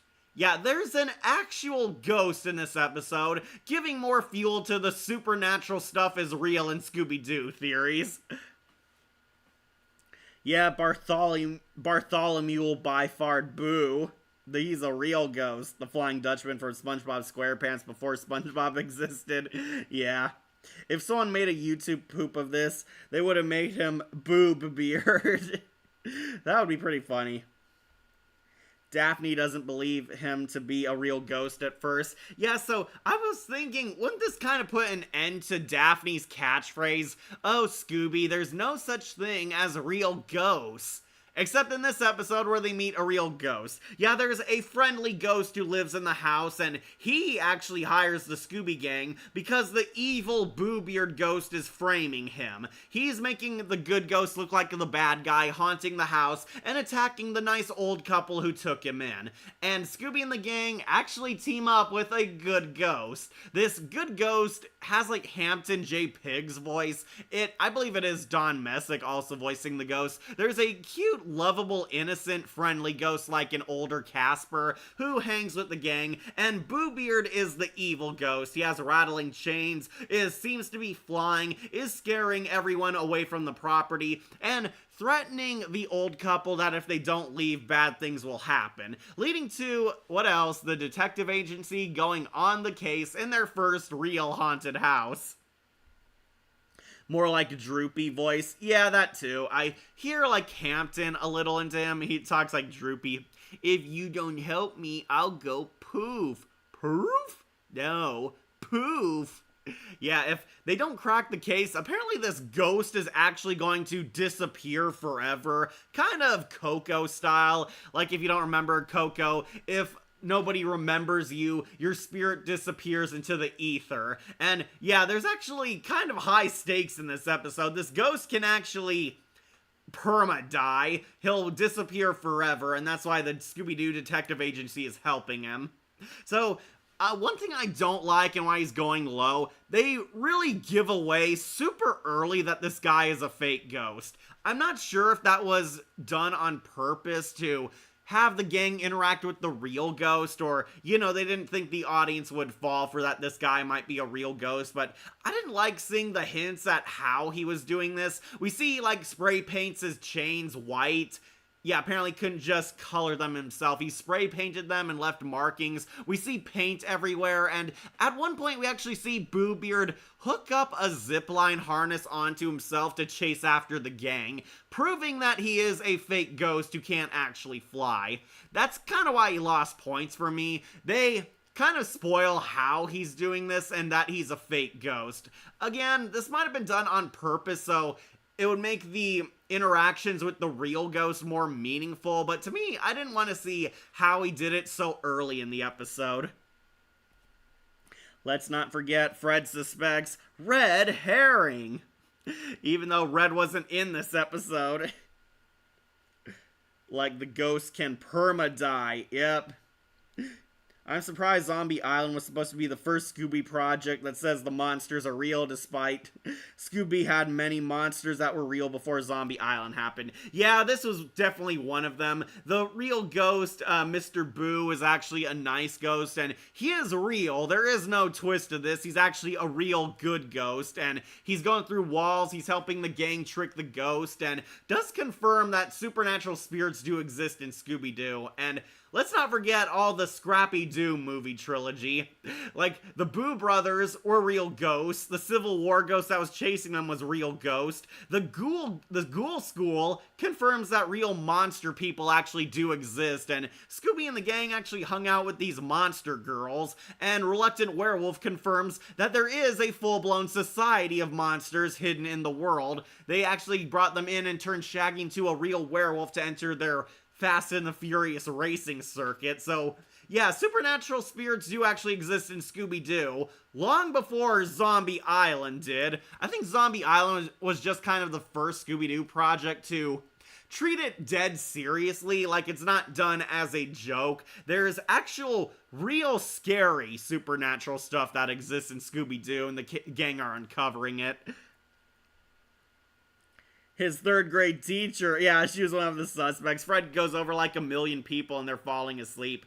Alright, so who was really Boo Beard? After a funny chase scene, they end up catching him, and it turns out it was the nice guy handyman. Yeah, there's this kooky, weird, earnest-looking handyman who apparently lived with them. The couple gave him a home in their shed, and he was betraying the people who took him in because he wanted to sell their house himself at really outrageous prices from under them. Yeah, it turns out the nice guy handyman was not such a nice guy. He was using this couple who took him in to steal their own house from them and sell it to realtors at outrageously high prices. He pretended he was a nice guy who worked on the house and loved the trees, but no, he's actually this evil bastard. I was waiting for those old geezers to get lost, but you ruined everything. What about the trees? Who cares about the stupid trees? Yeah, total 180 in personality. This earnest-looking handyman was actually an evil guy who wanted to take the money for himself and wanted to kick out the couple who took him in out of a really cruel reason. He didn't want them to get any of the money. Sorry, just checking the comments.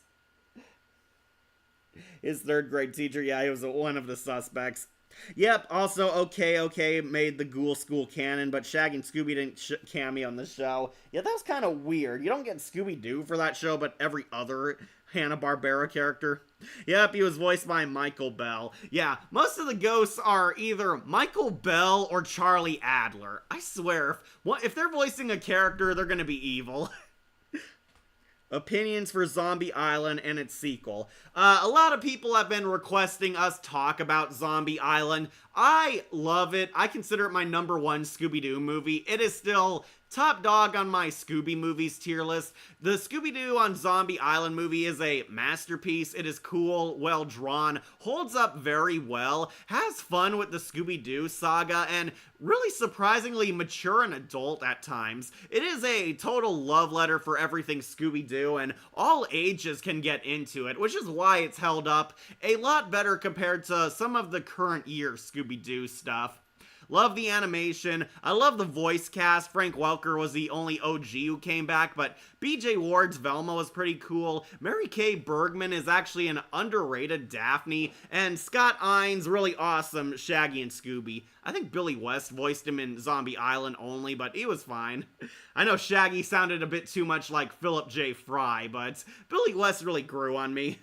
Yeah, Zombie Island is great. The sequel, not so much. It is a 0 out of 10. I do not like it. It basically retcons and undercuts everything that made the Zombie Island great, and basically feels like a spit in the face to anyone who liked it. Do not watch Return. It is non-canon in everyone's minds.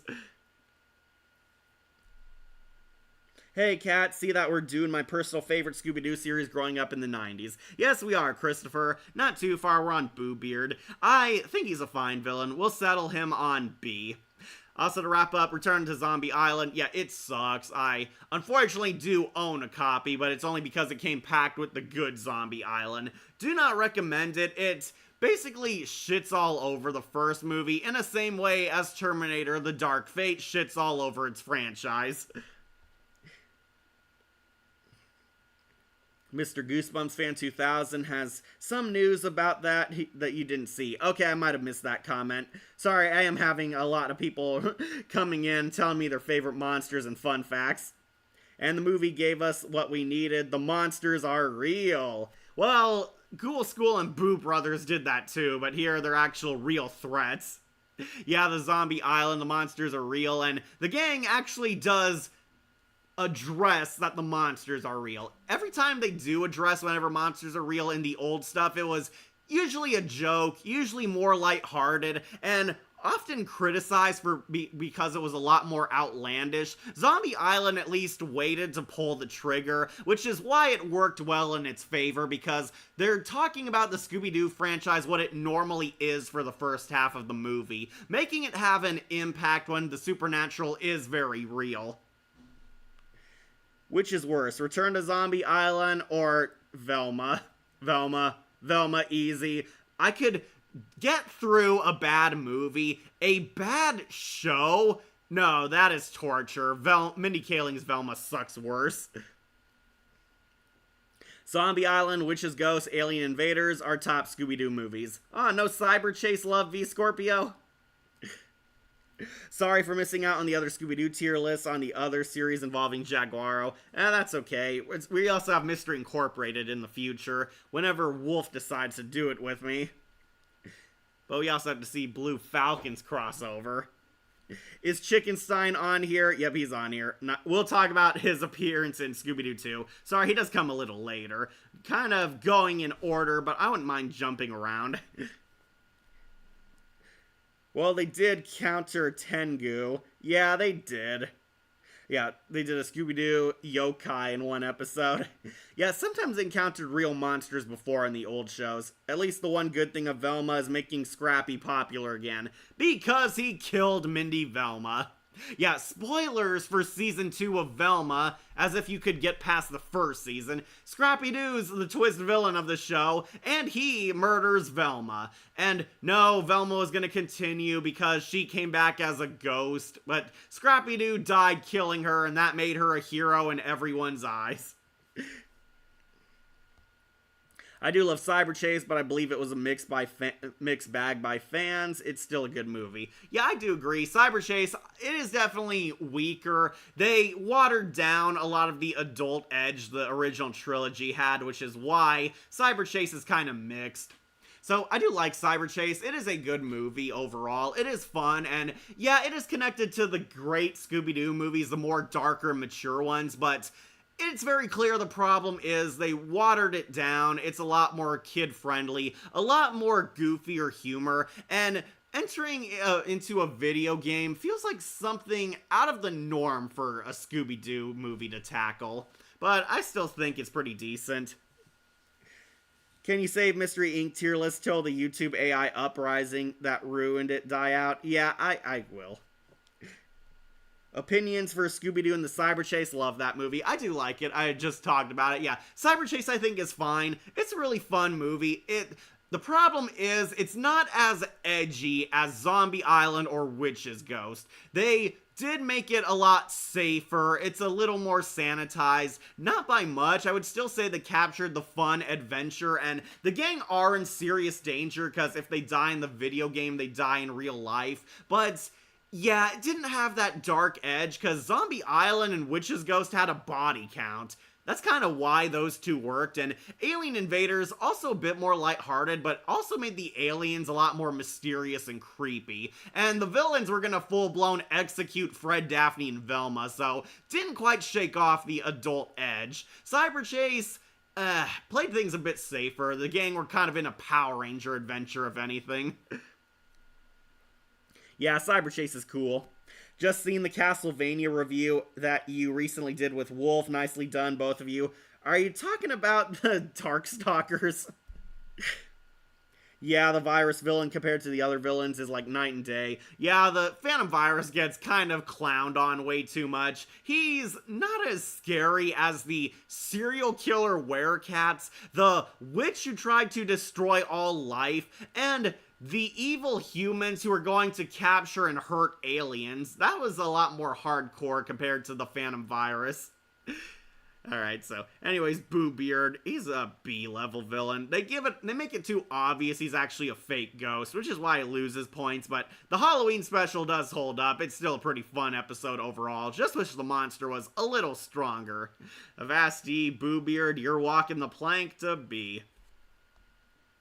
Yeah, Darkstalkers review was fun. Thank you. Really worked hard on that. I love the Darkstalkers, even with my harsh criticisms. Donovan I do not like. He's a lot better in the comics and the games. Yeah, so I want to tell people I do not hate Donovan. I hate the anime's version of Donovan. He is awful.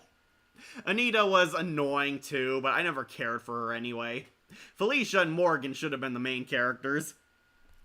I agree with the OVA should have the Monster Girls as the main characters. Absolutely.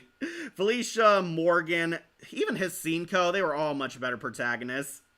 Yeah, the Darkstalkers, I mean, sorry about that. Yeah, that's not Castlevania, that is Darkstalkers. I know it takes place at a castle, and Dimitri is a major villain. But no, that wasn't Castlevania. Let's not forget, Daphne kissed a ghost, and she still won't believe they're real. So I guess that kiss doesn't count. Will Wolf do Jigoku Sensei Nube movies and OVA? He might do one of the movies. I don't think he's going to do the entire series, though. Alright, next up, let's do the Totem Pole Monster. Get off my land. This guy, actually, we might put him onto A. Yep, the Scooby Gang go camping on a haunted Native American land, where a totem pole spirit comes to life and tries to scare and remove people from the land. This was a really weird episode, even by this show's standards. The Scooby Gang go camping, and they meet like this friendly Native American boy. Daphne has a huge crush on him. Yeah, Daphne's like trying to cuddle with him and jumps into his arms and clearly gushing over him. It is kind of funny seeing Daphne crushed on a lot of guys in the show, more than her adult self ever did. What monsters do you want Darkstalkers to have as a playable character if we ever get a new game? Wendigos, definitely Wendigos. I don't think they've tapped into that. Yeah, Wendigo Darkstalker would be really cool, and they could make him totally evil. I could see him being an arch nemesis towards John Tailbane. This makes me laugh of Fred Tail of Red Herring. Yeah, so for at least half the episode, we actually get kind of a goofy subplot. The Scooby Gang are camping, and the Native American boy gives them a story stick. Whoever holds it tells a story, and the Scooby Gang, for at least half the episode, tell all these funny campfire stories, like the invasion of the Red Herrings, Velma's an alien princess who befriends the Earthlings, Daphne talks about how cool she is and everyone looks up to her, Fred tells a story about how he's cool and everyone looks up to him, and even the monster gets in on the story as he's chasing them. So, the totem pole monster, honestly a pretty unique monster. I do like that he's literally a walking totem pole, and they do the 3 heads and 3 different mouths thing a lot better than Boogy Bones. He has like a top head, a middle head, and a bottom head, similar to like the Gate Guardian. That's what I always kind of thought when I look back at this monster. He's a walking totem pole monster, and basically he's attacking the gang, trying to boot them off the land. Talks with like all 3 of his faces. Really creative design. The gang meets a bunch of weird characters in this too.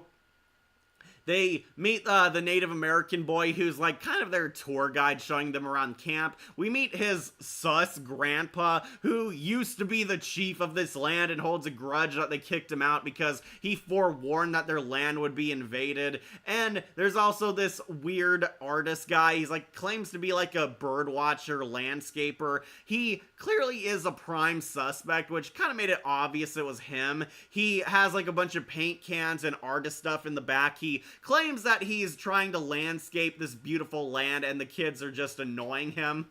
They get into like a lot of wacky chase scenes, and Velma's the one who beats the monster by having a mail order termite.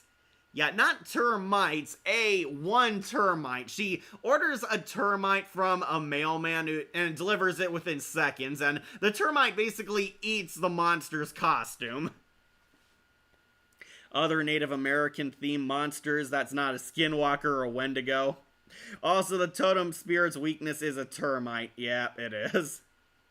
Maybe Yuki Onna for Darkstalkers. That would be pretty cool. Certainly a lot more better than the finale from the Nightmare Room. Insert Cleveland meme here involving she who shall not be named from that episode. Ah, yes, Allison. Yeah, it felt like Are You Afraid of the Dark at times. I'm fairly certain this was supposed to be a knock on Are You Afraid of the Dark, because they're in the forest, they're all talking about tales, they tell like scary stories and pass a story stick. This kind of inspired Are You Afraid of the Dark if it did come out before it. So, who is the totem pole monster and what's his motive? It turns out it was the landscaper. Yep, of course, it was the evil white man. It turns out the landscaper, while scoping out the land, found Native American artifacts that went uncovered. He was trying to steal valuable trinkets and artifacts and pottery pots from the Native Americans underneath their own land. He was going around digging holes, finding all these rare treasures that he would sell to the black market, and he used the totem pole monster to scare people off so nobody would realize that he's stealing their own belongings. Yeah, Mr. Ryan is the villain. Scooby created the Midnight Society. Absolutely. My favorite moment is when Velma tried to get the gang's attention, but they didn't listen until she used a megaphone. I said Jinkies! Yeah, she had to scream it to them. A lot of funny stuff. Won't lie, it is a pretty hilarious show. Okay, so he was actually Mr. Ryan, the evil landscaper. He was trying to steal their land. The gang defeat him, and I would have gotten away with it if it hadn't been for you meddling kids. And your termite. Yeah, the gang actually have this termite for the last half of the episode, and Scooby-Doo actually gives him a reward. They feed him the story stick. Yeah, that's his reward for helping them vanquish the monster. Yeah, a termite basically eats his entire costume, leaving only the top head. They unmask him, he's Mr. Ryan, and he's sent to prison while the Native Americans get their artifacts back, and they decide that they're going to convert their land into like a museum. Like it is funny. That's right, Yogi Bear's in here. And a mustache Ranger Smith. Yep, Ranger Smith is here. Okay, this was the one Yogi Bear appeared in. One time the totem pole monster's chasing the gang. They go in a bear cave and they all run away from Yogi Bear. Yeah, Yogi Bear shows up in this episode. Spoilers, he did not talk because I guess they didn't want to pay Dawes Butler to voice him again. Yeah, Yogi chases the totem pole monster at one point, and the park ranger from the Yogi Bear cartoon, Ranger Smith, is the one who actually shows up at the end to arrest the villain. Which is pretty funny. Hanna-Barbera Cinematic Universe confirmed, but Laugh Olympics already kind of confirmed that. It is funny, yep. So this is the Midnight Society origins and how it was created. Yep, Scooby and the gang talk with the story stick by the campfire. Yeah, like if that. Okay, so Totem Pole Monster, I'll put on A. Give him points for creativity. Definitely a unique monster, and they actually had to order a termite to defeat him, so he was that OP. But yeah, put him on A tier. Alright, next is the Ghost Chef. We finally go to Daphne's house. The gang has a sleepover at the Blake mansion. However, the Blakes were robbed. Yep, Daphne and her family were actually robbed, and the Scooby-Doo Detective Agency is on the case because it turns out there's a rumor that the robber was a ghost. This is the Ghost Chef. Sacre bleu! That's his catchphrase. I looked it up. Are You Afraid of the Dark come out in 1992. Okay, so Nickelodeon ripped off Scooby-Doo. Also, I do agree, like, we never know the lore of the Midnight Society. Scooby and the gang were the OG Midnight Society. Did Yogi Bear bump his head? That's why he was acting like a real bear in the episode? Probably. And RoboPup, yep, he's on here too. We gotta talk about the Ghost Chef first. So, the chef actually does have a backstory. It turns out in the old days, this chef used to be the main cook for the Blake residence. He got into an argument with Daphne's ancestor, and they fired him. But the chef vowed revenge, and he would take everything the Blakes ever loved away. So, a ghost in the form of this chef returns, and is basically robbing the Blake family blind. Daphne's entire room was stolen, and the Scooby-Doo gang have to find this ghost and stop him before he steals all their valuables. Ghost Chef, honestly not one of my favorite characters. It is a good twist who it is, but as a monster, I might put him low on A tier. And there is a twist. The monster is actually somebody we do know. The Blakes have many enemies. There's actually a whole line of robbers trying to break into the mansion, but their security system is so good it boots them out, literally. The Campfire episodes come out in 1998. Okay. Ghost of Chef Pierre Goulash. Also, big question, Daphne Blake's mom is Elizabeth, while in Mystery Inc. they changed her to Nan Blake. Why'd they change her to Nan?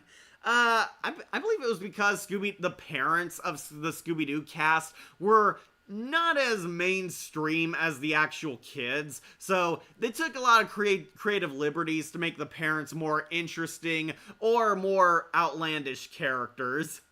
Yeah, so the gang's parents are a lot better and more interesting in A Pup Named Scooby-Doo, where Mystery Inc. kind of changed them all into shallow jerks. I do not like their parents in Mystery Incorporated. Shaggy's parents easily the worst, and yes, I am well aware of the Mayor Jones twist. Still think Shaggy's parents are the worst.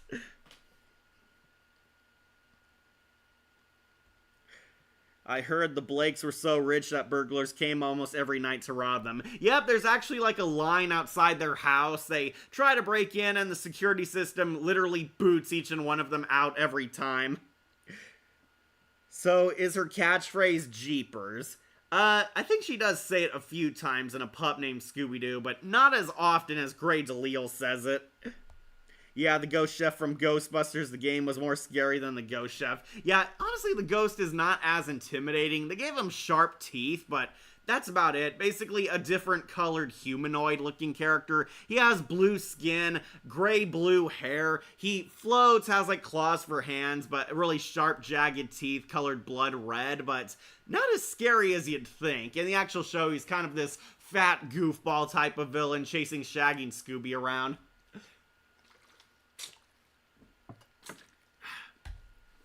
So there we meet a lot of suspects. We meet this mysterious butler, some disgruntled ex-employees, the chief of security, and the Blake's rival neighbors who don't like them. Yeah, there's a lot of sketchy characters in this one too. But after a lot of wacky mysteries, including the episode's main plot where Scooby's trying to compete with RoboPup down here. Yeah, we do have RoboPup. Surprise, he's a twist villain.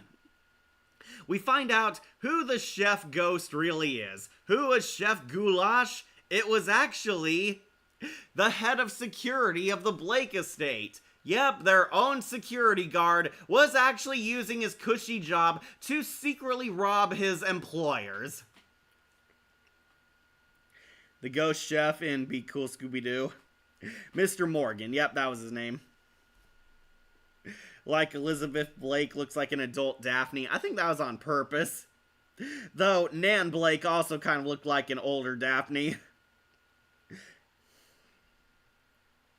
Hell, Frenchie from Lilo and Stitch, the series was more intimidating than this guy. Yeah, points off for how unscary he is, but I will give him points for who it was.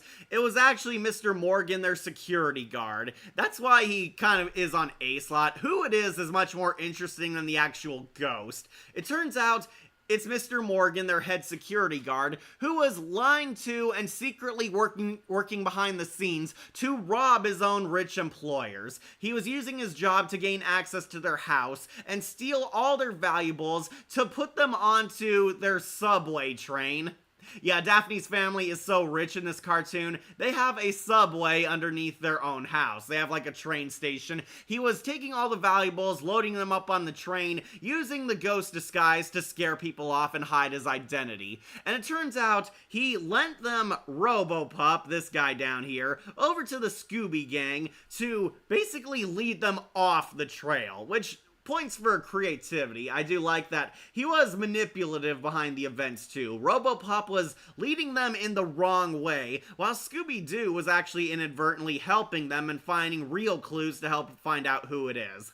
They catch him in a really funny trap, but it turns out he's not over yet. He has RoboPup get them. And we have RoboPup, who is much better than the chef. He is going on to S tier.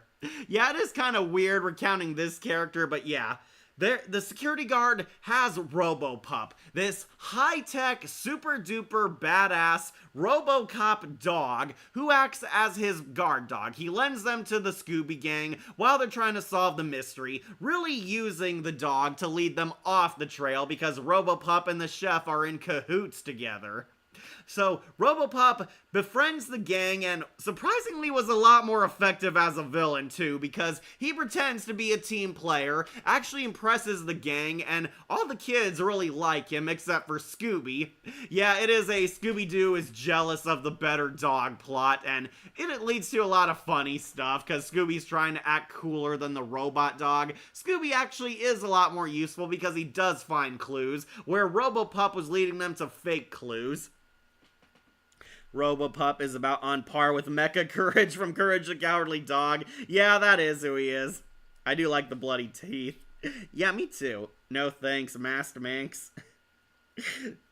Why not a jet? Like, subways are dirty seats and pull with germs. I think that's exactly why, because the Blake family are afraid of dirt and dust, so a train would be the last thing they would ride on. The RoboPup being evil twist would be done again back on What's New Scooby-Doo.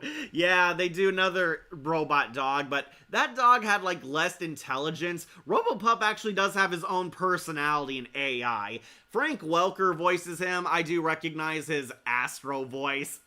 I will do anything for you. RoboPup activating music mode. Yeah, Frank Welker plays this dog. Hilarious because Frank Welker would go on to voice Scooby-Doo himself, but yeah. This dog has a funny rivalry with Scooby. The dog is better in every way, is so high-tech, advanced, upgraded. Actually seems like he's doing a good job, but nope, he was in cahoots with the ghost chef this whole time, and RoboPup is actually the final boss. He captures all the human characters, including the gang, leading to Scooby fighting his mecha counterparts. Good work, RoboPup. Yuck! Scooby-Doo, he's so adorable. Also in Mystery Incorporated. Yeah, there was an evil robot dog in there too, but that was more of a Terminator homage. RoboPup is sort of a RoboCop homage. Yeah, hence the name RoboPup. Yeah, this show, they chose RoboCop instead of the more obvious Terminator. Mystery Inc. chose the Terminator instead, but that dog had a lot less personality than this one. Here he actually does have his own AI personality chip, which made him a lot more funny and humorous because he actually did have it out for Scoob this whole time. He's laughing at Scoob's failures, is going out of his way to one-up the funny dog, and they do have a final fight at the end of this episode. After the chef is captured, he has Robopup attack everyone, and Scooby saves the day. Scooby manages to find, like, his remote, and has Robopup overload and malfunction, finally besting his robot duplicate, proving that AI cannot take a real dog's job. Hell, in one of the Tom and Jerry episodes of the recent series did the same plot with Tom getting replaced by a RoboCat. They did that in the old cartoon too. There's always the AI robot replacement character.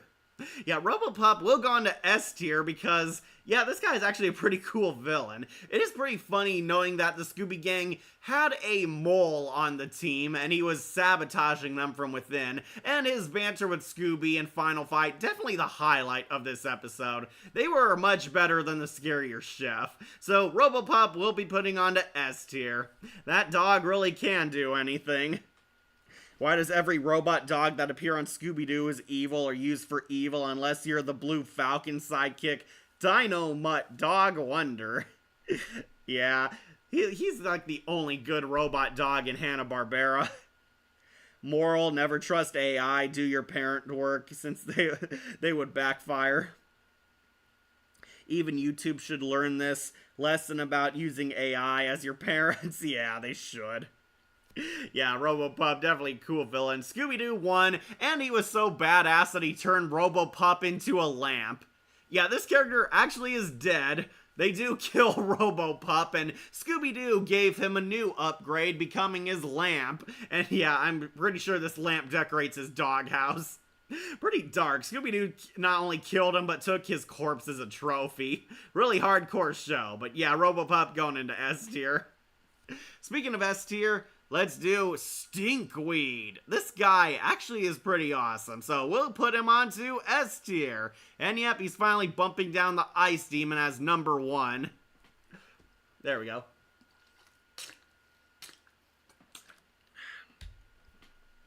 Yep, Stinkweed. This guy had a really awesome design. Stinkweed is a plant monster. This weird, wild vine, toxic plant monster who has stinky fumes. You can see, like, the green aura always stenching off of him. Stinkweed is attacking the mall and terrorizing people, robbing businesses, robbing money, so the Scooby-Doo Detective Agency is on the case. Yeah, the Scooby Gang actually goes to the mall in this episode, only to bump into Stinkweed, and this guy, pretty creepy, has this really gross, gnarly-looking design, is a total plant abomination. Michael Bell, I believe, voices him, has an actual threat towards people. He's actually robbing places, attacking people, stealing jewelry, and there is kind of a very compelling mystery over who it could be. Yeah, just like the plant mutant from the 2012 TMNT. That's Snakeweed. Yeah, Snakeweed is pretty cool. Until he kind of did a morph with the creep, then he became Creepweed. They gave him a cool design, but at the cost of his personality. Like, this was funny that they tried to make a movie and the quicksand scene was pointless, like Daphne Blake hated mud and quicksand. Daphne doesn't like getting dirty, okay? Yogi Bear and Boo Boo Bear make a cameo on the TV screen near the end. Yeah, when they're flipping through channels. Stinkweed kind of don't fit into the mall theme. So we find out Stinkweed is actually a character from a movie franchise, and there's the new movie Stinkweed 10 that's coming out. The gang find out Stinkweed is actually a movie villain. He's from like a horror franchise, and we meet all these colorful suspects. The actor who plays Stinkweed is in town, voiced by Michael Bell, of course. There's this weird, suspicious black lady going around digging through bushes. There's this rival actor who has an out for Michael Bell. There's these critics who don't like the Stinkweed franchise. There actually are a decent amount of suspects here, making you question who it really is. Yeah, so Stinkweed 10 is coming out at the mall, and the gang suspects that somebody's trying to defame this character and franchise. Yeah, the mall is like playing a Stinkweed movie marathon, and the 10th sequel is apparently out, making the gang try and suspect that someone is trying to sabotage like this franchise and the new movie that's allegedly coming out. Scooby's shown to have an allergy to plant cattails. He does. Jane Thursday. Oh yeah, Mr. O'Greasy returns in this. Once again, Mr. O'Greasy comes back. They always set Mr. Greasy up like he's gonna be a villain. Spoilers, he never is. They just like using this character a lot. Mostly because I think they like having Michael Bell coming back. Yeah, Mr. O'Greasy returns in this one. They meet the mysterious black lady, but she reveals halfway through, "Why do we always catch you fallen stinkweed? That's because I'm the FBI! Referee? No, FBI." They love telling Scoob he misquoted them. Have you seen Scooby-Doo versus Courage? No, I've seen their... Oh, you mean the death battle? Yeah, I did see that, where they both double team Eustace. Vincent Thorne was the villain. Yep. Really love the Scooby Snack Monster. I believe the Cheese Monster is what it's called. Yeah, he's down here on B. I put him low because, honestly, Scooby and Shaggy should have killed him earlier since he's a living food product. Stinkweed, I think, is awesome. Has a really creepy voice, a really menacing kind of personality. He threatens to kill the gang multiple times. So, after a lot of wacky chases, who is Stinkweed? It was actually Vincent Thorne, the actor who played Stinkweed. Why'd he do it? Because he was pissed off that he was still involved in this franchise. He was tired of playing the Stinkweed character and didn't want to make these stupid horror movies anymore. So he pretended to be Stinkweed to sabotage the character's brand. He was dressed as Stinkweed, actually robbing these places and stealing jewels and money, and pretending it was some loony fan dressed as Stinkweed, so the studio would cancel the character and not have him play more Stinkweed sequels. I remember how the actor who played Stinkweed offered to pay the kids $25 for the case, and the kids were happy to hear that, despite Daphne being rich. While the other kids really cherished that money. O'Greasy wanted to star in a commercial for O'Greasy's Bucket of Fun restaurant. A nacho cheese, to be nacho cheese. Yeah, Charlie Adler really hams it up in this show. Yeah, it was really the actor because he didn't want to make more Stinkweed movies, and also had the bonus of keeping whatever he stole while he was in disguise. He gets captured in like a quicksand pit, which is pretty funny, and even funnier, this guy is like jacked. He looks way bigger than the monster actually is. Yeah, Stinkweed, this guy is actually scrawny compared to who's really in that suit. Vincent really looks like he's jacked. He's supposed to look like Vincent Price, but they gave him like a really bulky looking muscle look. I'm surprised that the duo didn't do the Cheese Monster like they did the Cotton Candy Glob and Scooby-Doo too. Yeah. Also, the scene where Stinkweed exits out of the pet shop, we see a female skunk fall for him. Remind you of another female skunk? Absolutely. Pepper? Okay, so I actually think this villain is really badass, really cool, very horror movie-esque, which was the point. Really significant design, too. I like the creepy, disgusting mutant plant look. Kind of looks like snakeweed from TMNT. Has that smelly aura, which scares everyone but skunks off, apparently. Yeah, it does turn the skunk off. And really like his mouth design. Has those sharp, jagged teeth. Kind of looks like Zorak, honestly. But I'll be putting him onto S. This guy, definitely a high-class plant. He's gone on to S tier for sure. One of the best monsters of the show, period. Feels like a Power Rangers villain. Yeah, he kind of did. Much better than the Jack-o'-lantern rapper. Reminds me of the Ed's monster design from Ed, Edd and Eddy. I am a monster! I am Ed, the bed. Sleep on me! Alright, so next we actually do have two that are kind of the same character. Buster McMuttmauler. Yes, that is his actual name. Buster McMuttmauler, the psycho dog catcher. Alright, human Buster going on to deeds here.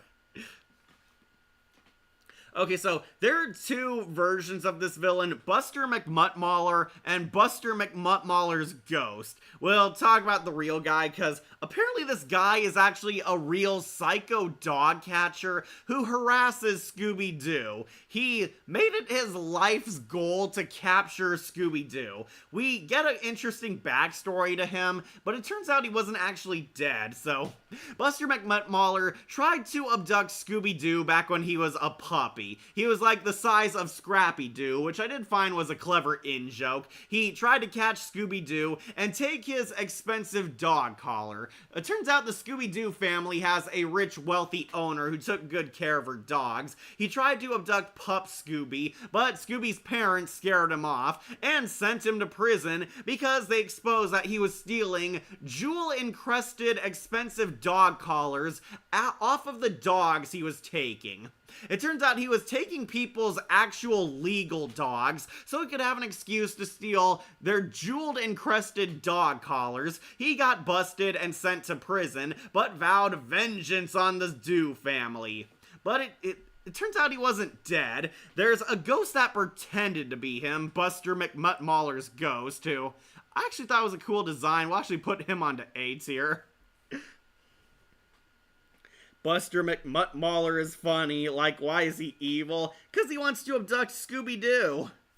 Given that Stinkweed had 10 movies, I don't blame him. Giving most horror movie franchises would go downhill, like around that number for most horror franchises. Yeah, they made 10 Stinkweed movies. He didn't want to do another one. He makes the dog catcher duos from Man's Best Friend and Homeward Bound 2 seem very tame. Yeah, he does. So it turns out this guy wasn't dead, but somebody impersonated him as the ghost. Buster McMuttmauler was trying to steal expensive dog collars and abducting rich people's real legally owned dogs. He vowed revenge on the Scooby-Doo family and came back as a ghost to finish the job. Scooby-Doo got another rich collar for his birthday, and the ghost is after him to take it back, and the Doo family is haunted, needing the Scooby-Doo detective agency to solve the case. And yeah, I do like his ghost form a lot more. He's this skeleton floating dog catcher with a net. Pretty creepy design for the show, honestly, but really funny villain. I do love that somebody actually named their kid Buster McMuttmauler. It's like you were asking your kid to grow up as a psycho dog catcher. Also, Scooby-Doo has parents, like why didn't they show in What's New and Mystery Incorporated? Well, considering Scooby-Doo's age, his parents might have passed away. Yeah, we meet Scooby-Doo's parents, his mom, who's basically Scooby-Doo with housewife hair, and his dad, who has like Hank Hill glasses.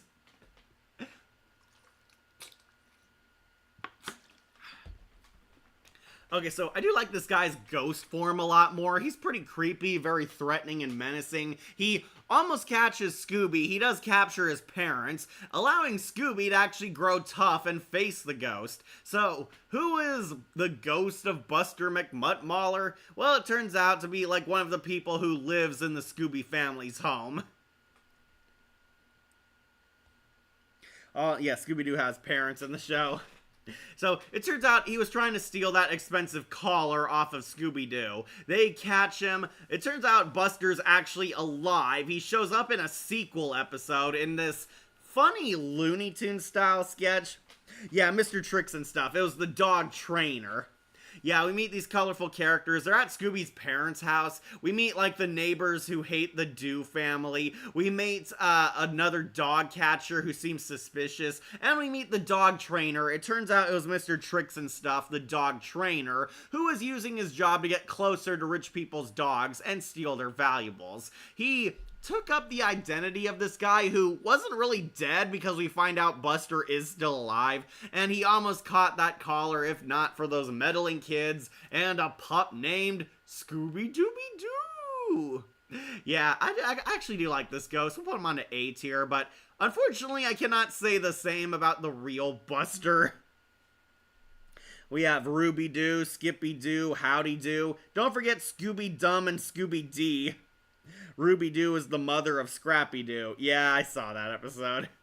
Okay, so the real Buster McMuttmauler, not an official villain, but he shows up in a sequel. He's a dog catcher who's obsessed with trying to bust Scooby-Doo, and they have one episode, it's kind of like a Looney Tunes short, like Wile E. Coyote and Roadrunner, or Bugs Bunny and Elmer Fudd. He's trying to catch that mutt Scooby-Doo, only to suffer wacky consequences and a lot of comeuppance type of humor. He's really lame, honestly. He's a dog catcher who fails at catching dogs. That's his whole shtick. We're putting him onto D. Alright, next, got another return of Commander Cool. Yep, another Commander Cool villain comes to life. No, this is actually not the Grim Creeper, but they really made him look like it. We'll put Commander Cool's arch nemesis, also going on to A tier, but not super high A tier. Yep, we got the Alien. There's an alien arch nemesis who's enemies with Commander Cool. Shaggy and Scooby are once again cosplaying as their favorite superheroes, Commander Cool and Mellow Mutt. And yeah, it's the alien. Okay. Yeah, it's the evil alien. It is kind of a Grim Creeper looking monster. This round, one-eyed Cyclops with green skin, and he does have tentacles, but his come out of his mouth, which is a really creepy design. This creepy monster is attacking the superhero toy factory, and of course the Scooby-Doo Detective Agency is on the case. I will say I do find that really gross that his hands come out of his mouth and his legs also spawn from out of his mouth. Really gnarly, gross looking alien design.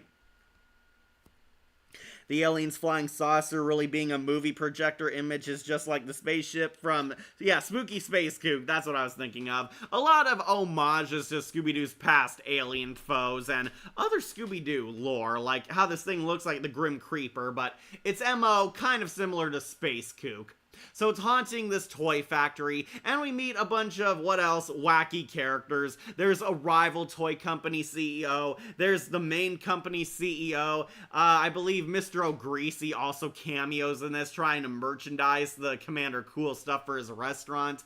They meet the creepy janitor, they meet the uptight secretary girl, a lot of wacky characters, and of course Red Herring, how can we forget? Commander Cool and Mellow Mutt fight this villain, and I believe this is the episode where Shaggy also gets amnesia and thinks he's the real Commander Cool. Yeah, Barbara Simone is the villain. We get Mellow Mutt Munchies. I wonder what's the new Scooby-Doo TV show is. Oh, what the next Scooby-Doo TV show is. Only a few left, so, might do Mystery Incorporated. I just need to finish it. Wolf and I are finishing it. Okay, so this alien actually pretty cool, really creepy. Shaggy thinks he's Commander Cool and is getting the gang in a lot more trouble than usual, trying to be a real superhero. Scooby has to pretend to be a brave dog and help him. Scooby actually helps save the day and defeats this monster after getting his Shaggy back. Who was the monster? It was the uptight secretary. It turns out she was committing corporate espionage. She was a spy working for the rival toy company, was stealing blueprints of new toy designs so she could give them to the rival company, secretly working against her own boss, using the monster to hide her identity. But she would have gotten away with it if not for those meddling superheroes. Yep, it was Simone the secretary. Hopefully it's not as bad as Velma. Nothing will be worse than Velma. Even Shaggy and Scooby-Doo Get a Clue is now getting praise over Velma. Yeah, it was Barbara Simone, the secretary. She was the villain. Oh no, not a tier list. I meant the new Scooby-Doo show. Oh, I did hear there's an anime Scooby-Doo show in development. Yeah, apparently Warner Brothers and Japan are trying to work on an anime Scooby-Doo show. Love Red Herring in this series. I thought he made a cameo in one of the recent animated movies, like Sid in Toy Story 3. Yeah, he did. He was in Happy Halloween Scooby-Doo. Unfortunately, it's a really crappy movie, but he was there. And by love, I mean love to hate. Yeah, Red Herring was basically Bulk and Skull on Scooby-Doo.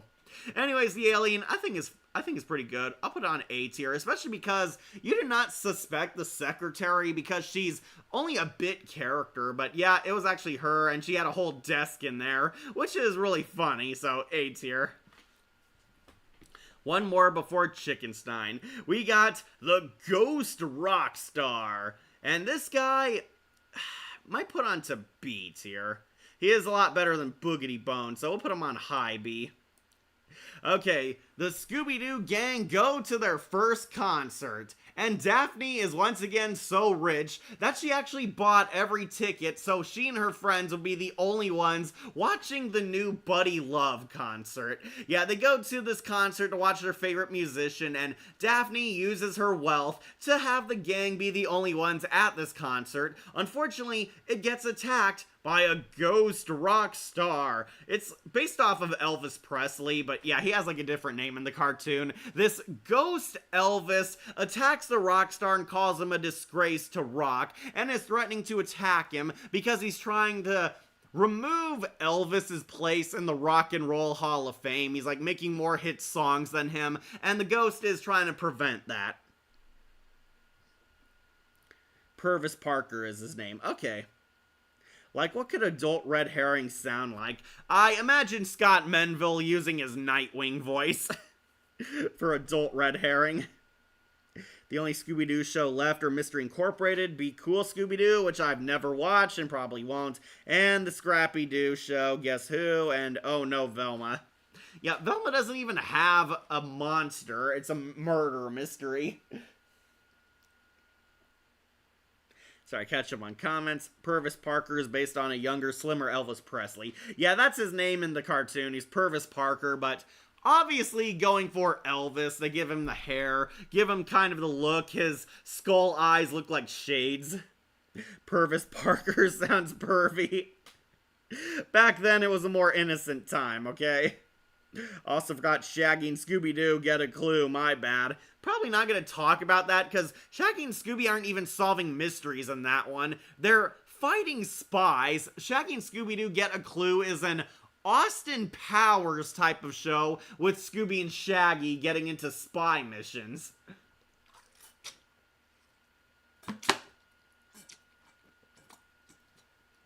Sorry, I didn't mean to scare y'all.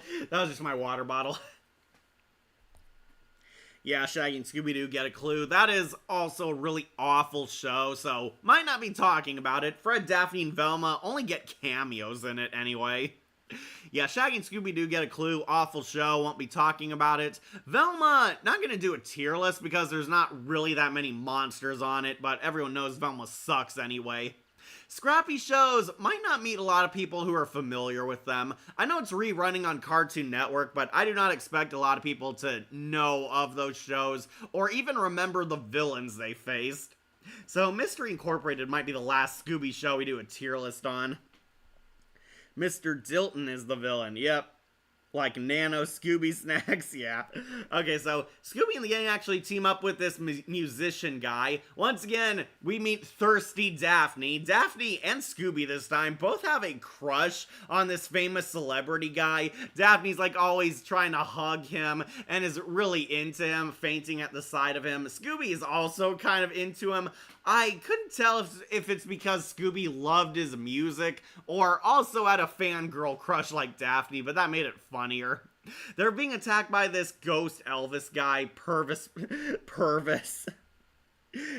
Parker, and it turns out he's trying to sabotage this musician because he's about to steal the real Purvis Parker's place in the Music Hall of Fame. It turns out it's Mr. Dilton. He's I believe the curator of the Music Hall of Fame, and he didn't want to see his hero being erased from music history. He was trying to prevent his hero from being upstaged by this new rising up and coming musician and keeping his hero's legacy safe. We also meet this sketchy old guy who turns out to be the real Purvis Parker. He faked his disappearance because he was so tired of the paparazzi always hassling him, and he gave up on music for a while, thinking it would never be good again, he would not be at the peak of his career ever again, and he went into hiding. But this whole incident with his loony fan trying to ruin a rival's attempt at fame convinced him to come out of hiding, and they both catch the monster, revealing it was Purvis Parker's loony #1 fan trying to prevent this change.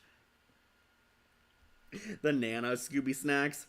Like we never see Uncle Albert meet Fred, Velma, and Daphne. Yeah, never, because the show was awful. It was more about Shaggy and Scooby getting into dumbass Austin Powers hijinks.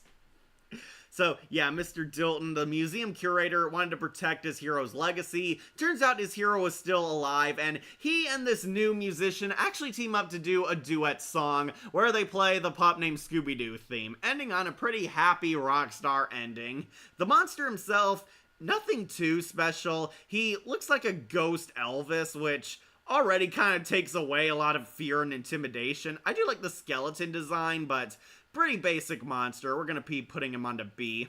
But let's get to somebody you guys want to see. It's Chickenstein! I'll make you kids extinct! Yep, Chickenstein. He's on here, and this is what he looked like on the cartoon.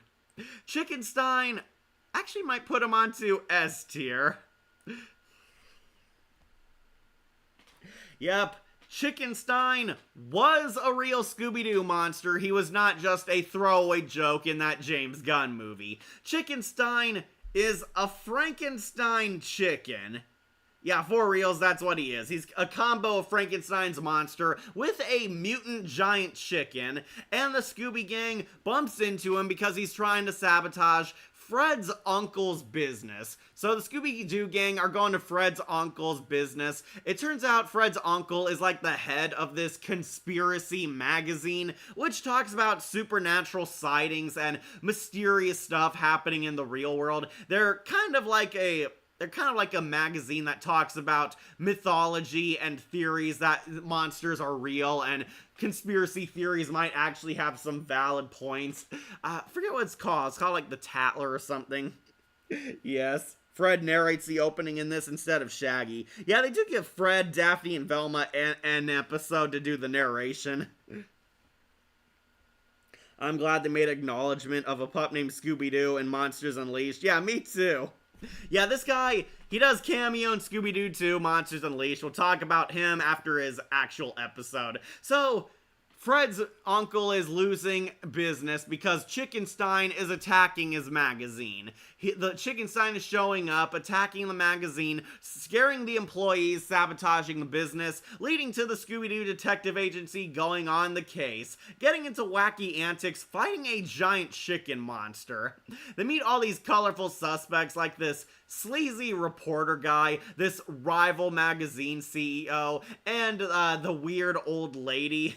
The old lady claims she's psychic, and it leads to a lot of funny antics. Chickenstein is actually really cool.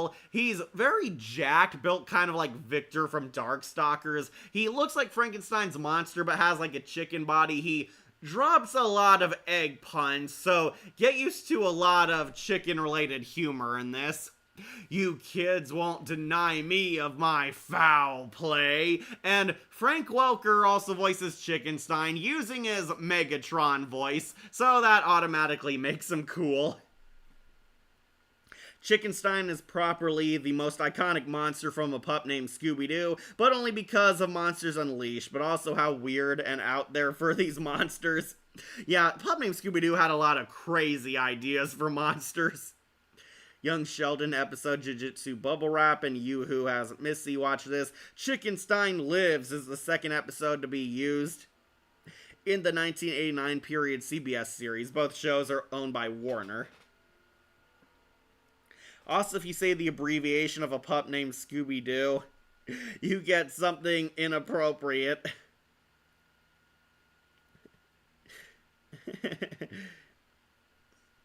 Really? Okay.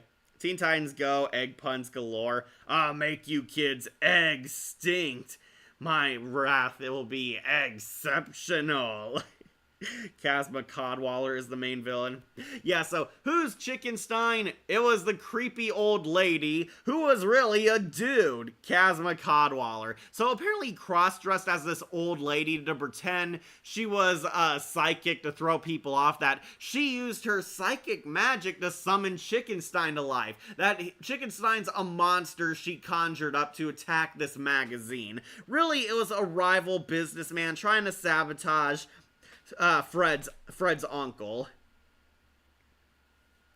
Eddie Jones is played by Frank Welker, the original Fred Jones. Yep, Frank Welker guest stars in this episode. He's the monster, and he's also Fred's uncle, because he played Fred in the original Scooby-Doo saga. Yeah, Frank Welker is still in the Scooby-Doo saga, still playing Fred, and now upgraded to being Scooby-Doo himself. Yeah, Frank Welker also plays Chickenstein, and you could tell it's him because he uses his Megatron voice. Throws the popcorn, chicken jockey. There we go. Chicken jockey. Like there is a breaking the fourth wall moment with a cameo of the young Fred Flintstone from the Flintstone Kids appearing on one of the TVs in the basement of Granny Sweetwater's home. Yeah, they play the Kid Flintstone show at one point.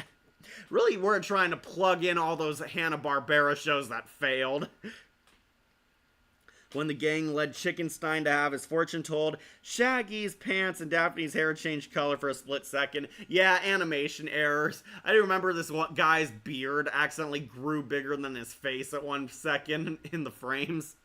Yeah, so it turns out to be a rival that was sabotaging Fred's uncle. He used the Chickenstein monster to basically commit a crime spree, break into the magazine company, and try and scare off the employees to sabotage him. Fred and the gang trap him in like a hay bale or something, and unmask him, revealing that he was also the creepy old lady we saw earlier, which is a nice double twist you don't see coming. So, Chickenstein, of course, going on to S tier.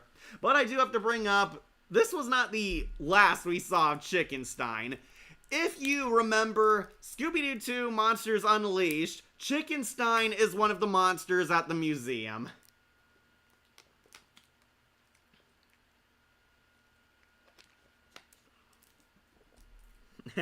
Chicken jockey, an annoying joke because of the movie theater mess. Imagine if Scooby-Doo met Pee Wee Herman. Who'd have the more annoying voice? Okay, so Chickenstein is in Scooby-Doo 2. Spoilers, he's not one of the monsters who comes to life. Apparently, James Gunn actually wanted him to come to life, but it ended up being a deleted scene. Chickenstein is one of the more ridiculous costumes they donated to the Coulsonium Museum. Yeah, Chickenstein is one of the exhibits there, being the only pup named Scooby-Doo monster in the lineup. A lot of the monsters are from the OG Scooby-Doo Where Are You? Or the Scooby-Doo show, which was basically the revival show.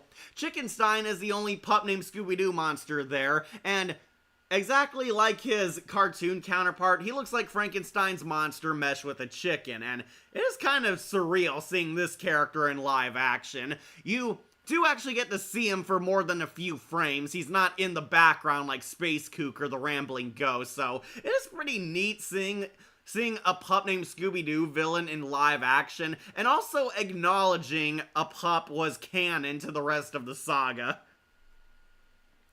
Like why that design from Poltergeist Trauma movie? Guess because it was funny. It's very sad that Frank Welker has to play Fred's father in the HBO Max's Velma. Honestly, I think he dodged a bullet not being the actual Fred, but yeah. Guess the experiment failed. But isn't the costume in Velma's Spooky Museum? Actually, yeah, we do see Chickenstein there. Yeah, Velma is the one talking about it. We also donated some of the costumes of our more ridiculous foes, like Chickenstein. Ridiculous? Did she forget that monster almost tried to cluck us? Yeah, Shaggy and Scooby talk about how Chickenstein actually still scares them, because Shaggy and Scooby are easily scared by everything. It is pretty funny seeing a pup named Scooby-Doo is canon in some Scooby-Doo franchises, and yeah, Chickenstein was there at the museum. They do actually show you him, so you actually get to see him, and he actually looked good in live action, not gonna lie. Like the Frankenstein monster with a chicken beak and feathers on the coat. Yeah, Velma was introducing him. Kind of sad we never got to see Chickenstein come to life. According to James Gunn, Chickenstein was planned to come to life. He was originally going to be in the zombies place. We were going to see Chickenstein as the comic relief monster. Unfortunately, they decided against that because they wanted one of the more iconic faces to be in the monster army. So Chickenstein scenes ended up deleted, and the zombie basically became the de facto comic relief monster. I see you've done both the Ghost of Purvis Parker and the Ghost of McMuttbuster. Yeah. Or Buster McMuttmauler. Yep, they're on here. Even the real Buster McMuttmauler, who's on D because he's a failed dog catcher. So, I actually do kind of like the Chickenstein monster. We'll put on to S tier. He's one of the monsters that stood out, so much that he appeared in a Scooby-Doo movie, so that should tell you how popular this guy is. Going on to S tier. Okay, so next came the Hamburger Monster. Yeah, Scooby and the gang face a living hamburger monster. And honestly found this monster a lot goofier than Chickenstein. He's going on to C. Put him high on to C. Okay, not a big fan of this monster, mostly because of how ridiculous he is. A pup named Scooby-Doo indulged in a lot of the cartoonier shenanigans of Scooby-Doo, and this was one of their goofiest monsters. The Scooby-Doo gang go to Mr. O'Greasy's company, planning to help Mr. O'Greasy solve a mystery. There's a psycho hamburger monster attacking his KFC business and scaring all his workers, and he needs the gang because they're cheap. Yep, Mr. O'Greasy returns in this. It's not his last appearance either, but yeah. Mr. O'Greasy returns, and he actually hires the Scooby Gang for once, offering them, quote-unquote, a big reward. And it is honestly kind of a really weird episode. The Scooby Gang are attacked by a hamburger monster, and they go around his not KFC business to find this evil psycho hamburger, getting into wacky hijinks, mysteries, chase scenes, all the works of Scooby-Doo. Red Herring. Hey, my name is Chris. Count Chocula, who is Uncle... Yeah, James Avery's in this episode. He's Count Chocula. This knockoff Blackula-looking character. It is James Avery before he became famous as Uncle Phil. Though, I'd argue he was famous as the Shredder, but yeah. Next, the Bug Monster. Oh, you want to do him next? Okay. After the hamburger guy... There's a mystery in town, so call the coolest pup around. Call Scooby, a pup named Scooby-Doo. Yeah, we did Purvis Parker and Buster McMuttmauler. Burger Monster. I remember how Daphne had a rope that prevents her from floating, and how he learned that Buster wasn't even a real ghost. Nope, he wasn't. He was a real guy. That one I remember because it gave James Avery before he became Uncle Phil. Yeah, James Avery voices Count Chocula. He's on the TV show because Mr. O'Greasy's company also shoots commercials and ads, and this not Count Blackula guy is on here. James Avery voices him. He's actually a nice guy to his fans, but a dick towards his boss, because Mr. O'Greasy is a really sleazy businessman. So, we meet some colorful characters, we meet Count Chocula, we meet some people who are disgruntled ex-employees, meet Mr. O'Greasy's rival, who's Mr. O'Baggy. He fails to sell stuff in bags. Yeah, his bags didn't catch on like his grease buckets did. And we meet a lot of employees who hate working for him, like security guards, this night janitor, and other people filming their commercials there. Mr. O'Greasy is not a popular guy in the show's universe. Red Herring. The cheeseburger spiders from Cloudy with a Chance of Meatballs was more scarier than the hamburger monster. Oh, by far. Also, this episode should be over in 5 seconds. Scooby and Shaggy should eat the giant hamburger to death. But unfortunately, they didn't do that because that would ruin the plot. And how Shaggy and Scooby kept fighting with them, not remember why they fought. Oh, it was this episode. Okay, so yeah, Scooby and Shaggy got into an argument and can't get along. Like, can you tell that puppy this? Can you tell that puppy that? Can you tell that puppy this? Can you tell that puppy that? Yeah, that Shaggy's refusing to talk to Scooby. They're giving each other the silent treatment all episode. Unfortunately, the burger monster, not very interesting. It's a living hamburger. Did you really expect him to be that high? Who was the hamburger? It was a disgruntled janitor. He was doing it all along and sabotaging Mr. O'Greasy's business because his boss was a dick who never gave him a raise in over 30 years. Yeah, kind of justified, honestly. He was trying to sabotage Mr. O'Greasy because he wouldn't give him a raise even though he's been cleaning up this studio forever. And he became a hamburger terrorizing everyone just to sabotage the dick boss. Night of the Living Burger was the name of the episode, by the way. Okay, thank you. Skippy Johnson, that's his name. Yeah, he was the night janitor, and he hated that his boss wouldn't promote him. They thought there was like some deeper backstory to him, but no, it's because he hates his boss. By the way, I saw a YouTube poop titled Night of the Living Dumbass, and it was a parody of Slappy. Also, they went to the Coolsville Zoo. Revenge on Mr. O'Greasy for never getting a raise in 38 years.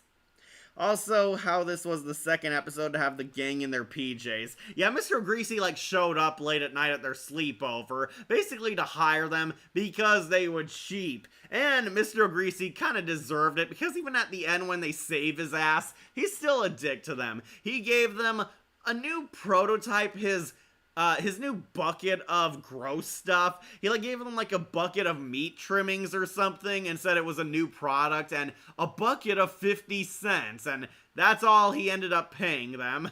Yeah, Mr. Greasy's a dickhead. They should have let the monster ruin him.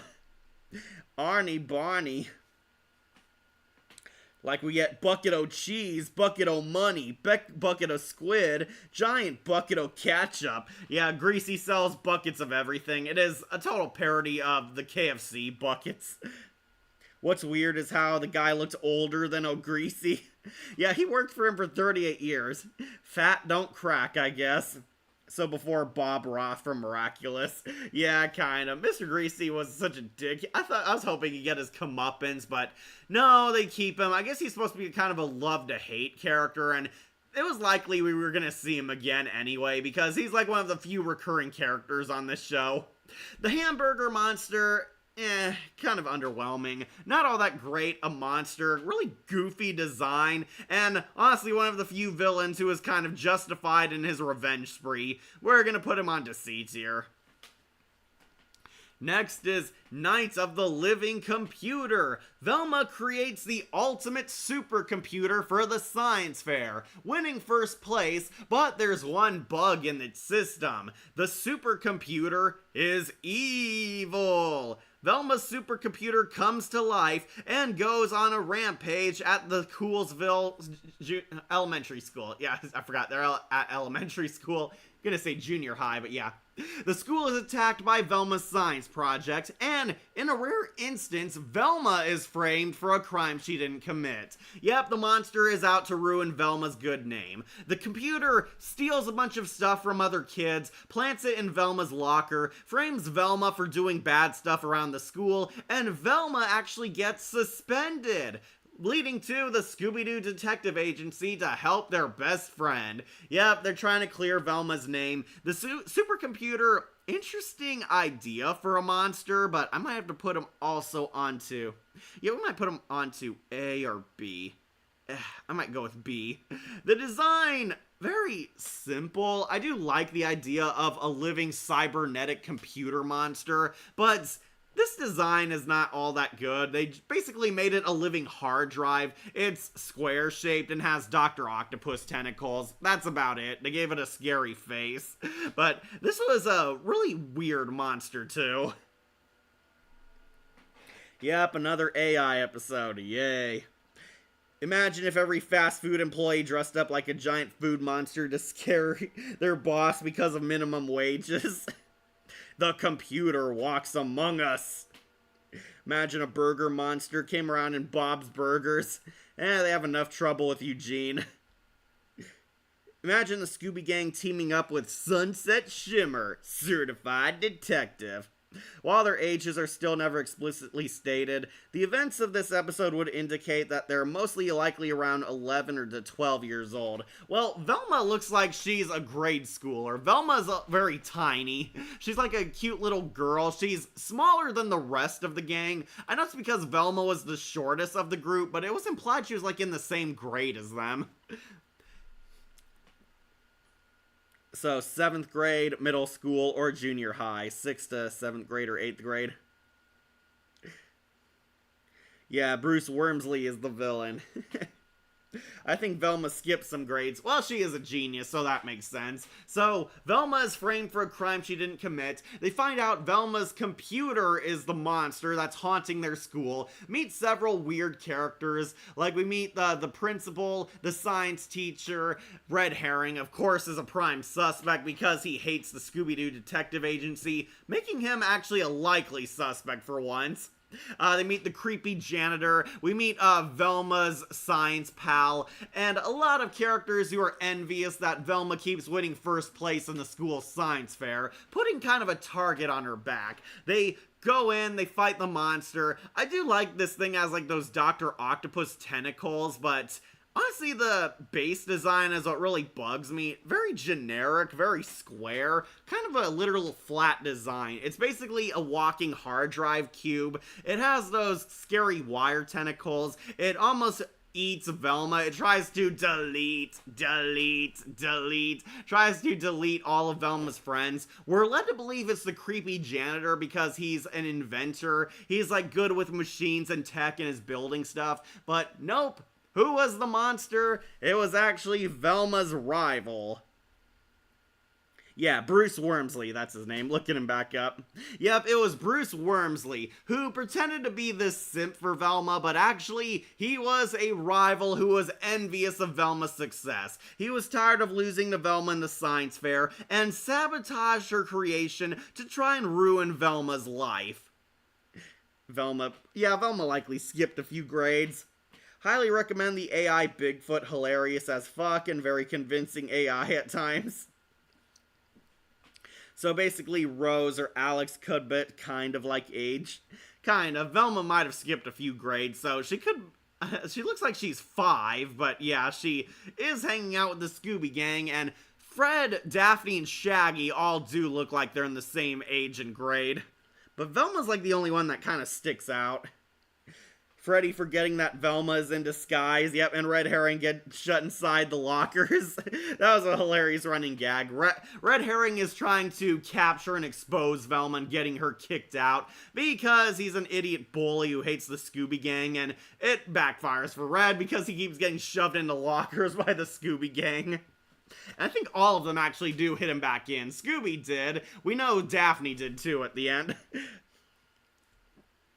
Also, why did the villain have to be inside the robot? Why couldn't he just control it from a distance? Yeah, that was kind of a big question mark. It's like, how is he inside the computer? This is actually Velma's science project. He had to put like a seat and control room inside this box and somehow not mess up its functions. Apparently the computer still works at its base core because Velma defeats the computer by giving it too many commands to overload it. The robot stops trying to kill and delete them and does all of Velma's chores, doing tasks she commands, and they give it too many stuff to basically overload its system, and the computer breaks down, exposing the nerdy guy inside, revealing that he actually did take her science project to convert it into an outfit, which, yeah, how did that work? He literally had to climb inside that thing when it would have made more sense to remote control it, but no. Let's not forget that the school allows a dog to be a student. Yeah, Harlan Ellison actually convinced the college board to let a dog administer in the school.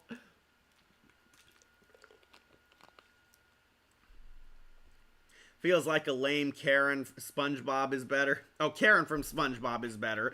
Yeah. An evil computer AI villain surprised it didn't steal work and hired to do work while teachers are laying off. Like what's happening right now. You can never teach a machine to guide students. Unfortunately, a lot of teachers have made their situation worse by being political weirdos. Again, AI are always the villains, just like YouTube AI. Sorry for talking about it since I have some stress. Don't stress too much, Akira. A machine can never replace the human touch to art.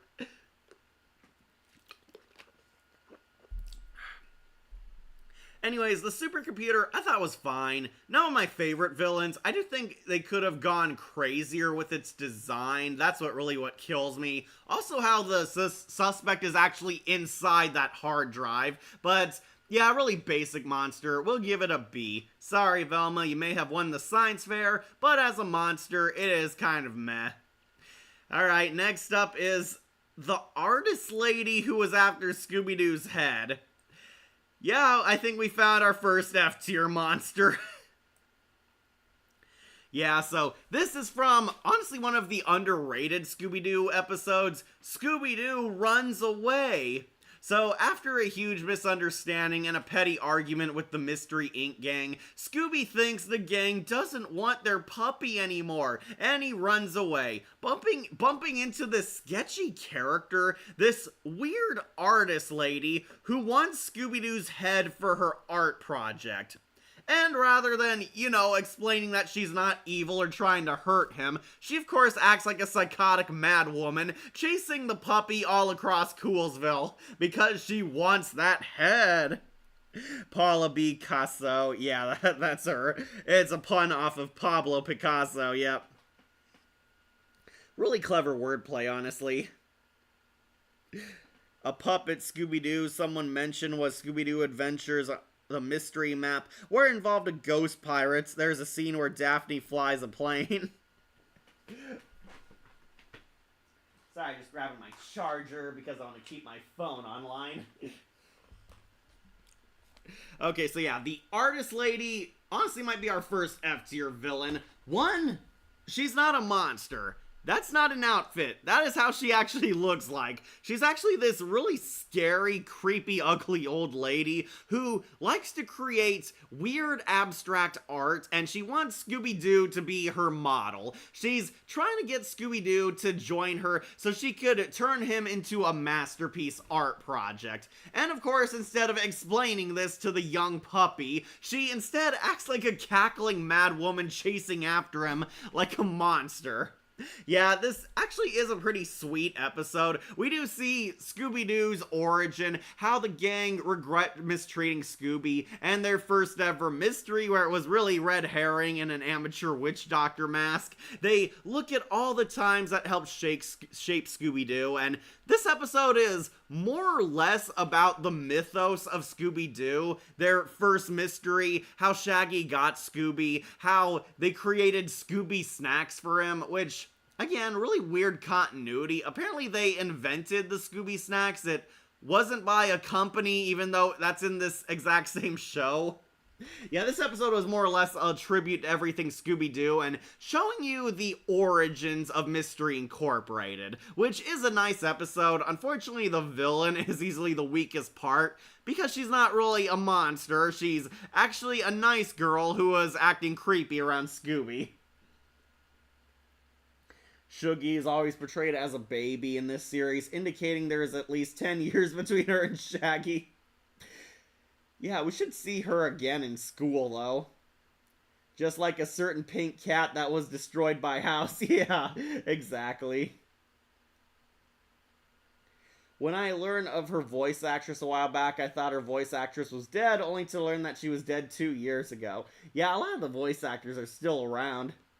The artist lady feels like a last-minute villain that the episode needed a villain because the plot is just Scooby-Doo runs away. Yeah, it's more about Scooby-Doo and Mystery Incorporated's origins, while the villain is kind of an afterthought. Spoilers, it turns out she was actually a nice person. She wasn't evil. She was trying to get Scooby-Doo to model for her art project, acting creepy while doing it, leading to a hilarious misunderstanding.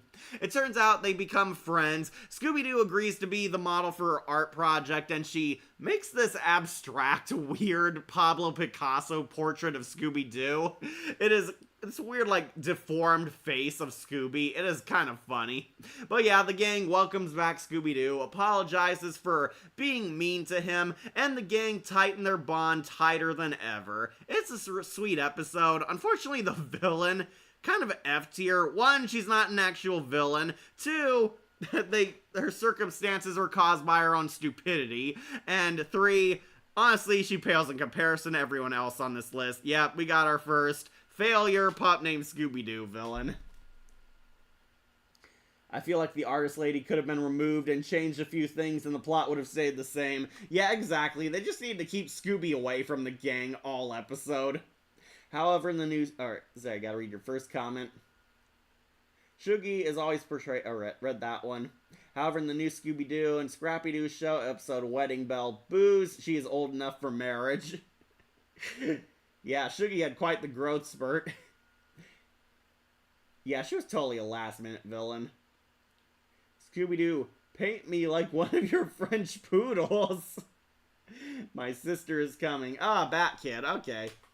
Alright, anyways, artist lady, our first F tier, because she's not really a monster, and the entire conflict was made kind of worse, and as people in the chat are pointing out, they could have written the episode without her in it, and would have been the exact same.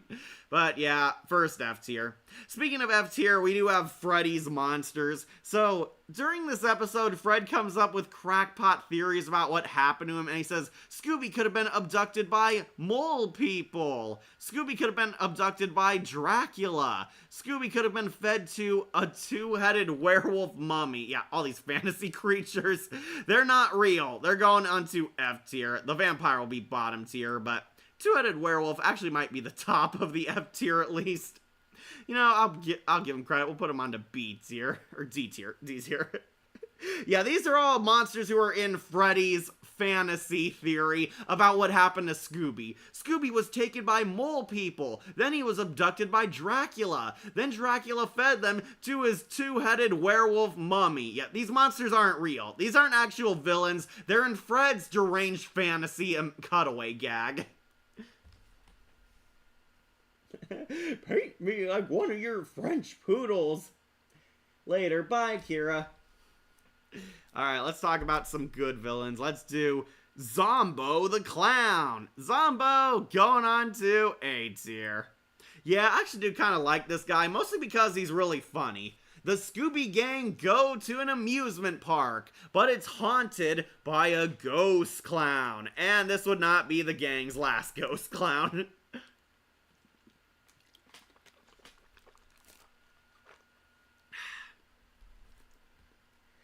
Alright, later, Akira.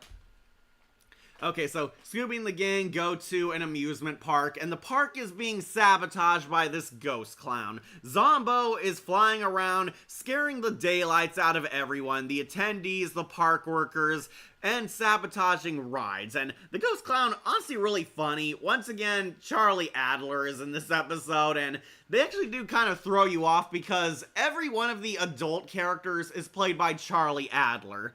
The park is owned by this family who all look alike and have Charlie Adler's cow and chicken voice. Yeah, pretty much every character sounds like either cow or chicken in this, which does kind of throw you off because the villain is also Charlie Adler, making it kind of a challenge to tell who it is. So, definitely a much better episode than most. Not to be mistaken for Ben 10 Zombies. Oh, Ben 10 Zombozo. Okay, yeah. Yeah, this is Zombo, not Zombozo. Zombo, actually pretty funny. He fights Scooby-Doo and a clown off. We meet all these wacky family members, all voiced by Charlie Adler, using his cow and chicken voice, who run the park. The family is trying to sell their shares, trying to give up because they believe Zombo has ruined the business. But it turns out one of the family members is sabotaging them to be the sole proprietor of this business. It is, ironically, the guy who hired the Scooby Gang. It is the actual head of the amusement park. He was trying to convince his siblings to run out, sell their shares, so he could be the sole proprietor, making all that money. And I do kind of like this monster. He's pretty funny. Charlie Adler has really good comedic chops, and he has funny interactions with the Scooby Gang, chasing them around, getting into a clown showdown with Scoob. They battle with balloons, battle with clown stuff. He chases them on the roller coaster, the most epic roller coaster. Yeah, the coaster really is boss. It's the bossest. Joey Gypner was the ghost of Zombo. Yeah, that was his name. They're all named Gypners. Joey Gypner, the actual head of the company, was really the zombie clown. Scooby-Doo always have great clown-themed villains, much like the alien villains. Surprised there isn't alien clown villains like from outer space.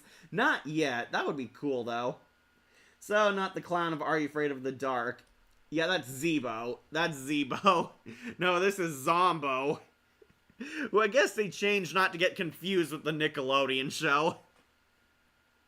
Yeah, they actually defeat him hilariously. He chases them on a roller coaster, but the coaster is so extreme, it causes Zombo and the guys to all pass out because of his so boss quality. Yeah, he gets knocked out because the roller coaster was that intense, and it turns out to be Joey Gypner. He was the guy who actually hired them, the real manager of the company. He wanted to scare off his relatives and family so he could own all their shares and henceforth the entire business. He would reopen it back up and Zombo would mysteriously disappear until the gang were too good at solving mysteries and defeated him. And honestly, I think he's pretty awesome. Charlie Adler's hilarious on this show, and they actually do kind of throw a curveball at you because the entire Gypner family is either his cow or chicken voice. So it was hard to tell who Zombo was. Would you prefer Zebo or Zombo? Definitely Zebo. He was a terrifying killer clown and super OP, even though we don't see him. Zombo definitely funny, but he got taken out by a roller coaster. Yeah, I'll put him on to A tier. He's funny. Charlie Adler knocks it out of the park. Next is the Ghost Biker. And okay, this guy has a really cool design, but in the story, it is very short, and he's not all that great. I will be putting this guy, you know, we might put him on a B tier. I'll give him a break. Yep, right smack in the middle of B tier, the Ghost Biker, who's surprisingly not Johnny Blaze. So, the Scooby-Doo gang get into another funny adventure. Somebody stole the motorcycle of Red Herring's aunt, ironically, who looks and acts exactly like Red Herring, even being voiced by Scott Menville. I hired you because you're right next door down the street from me.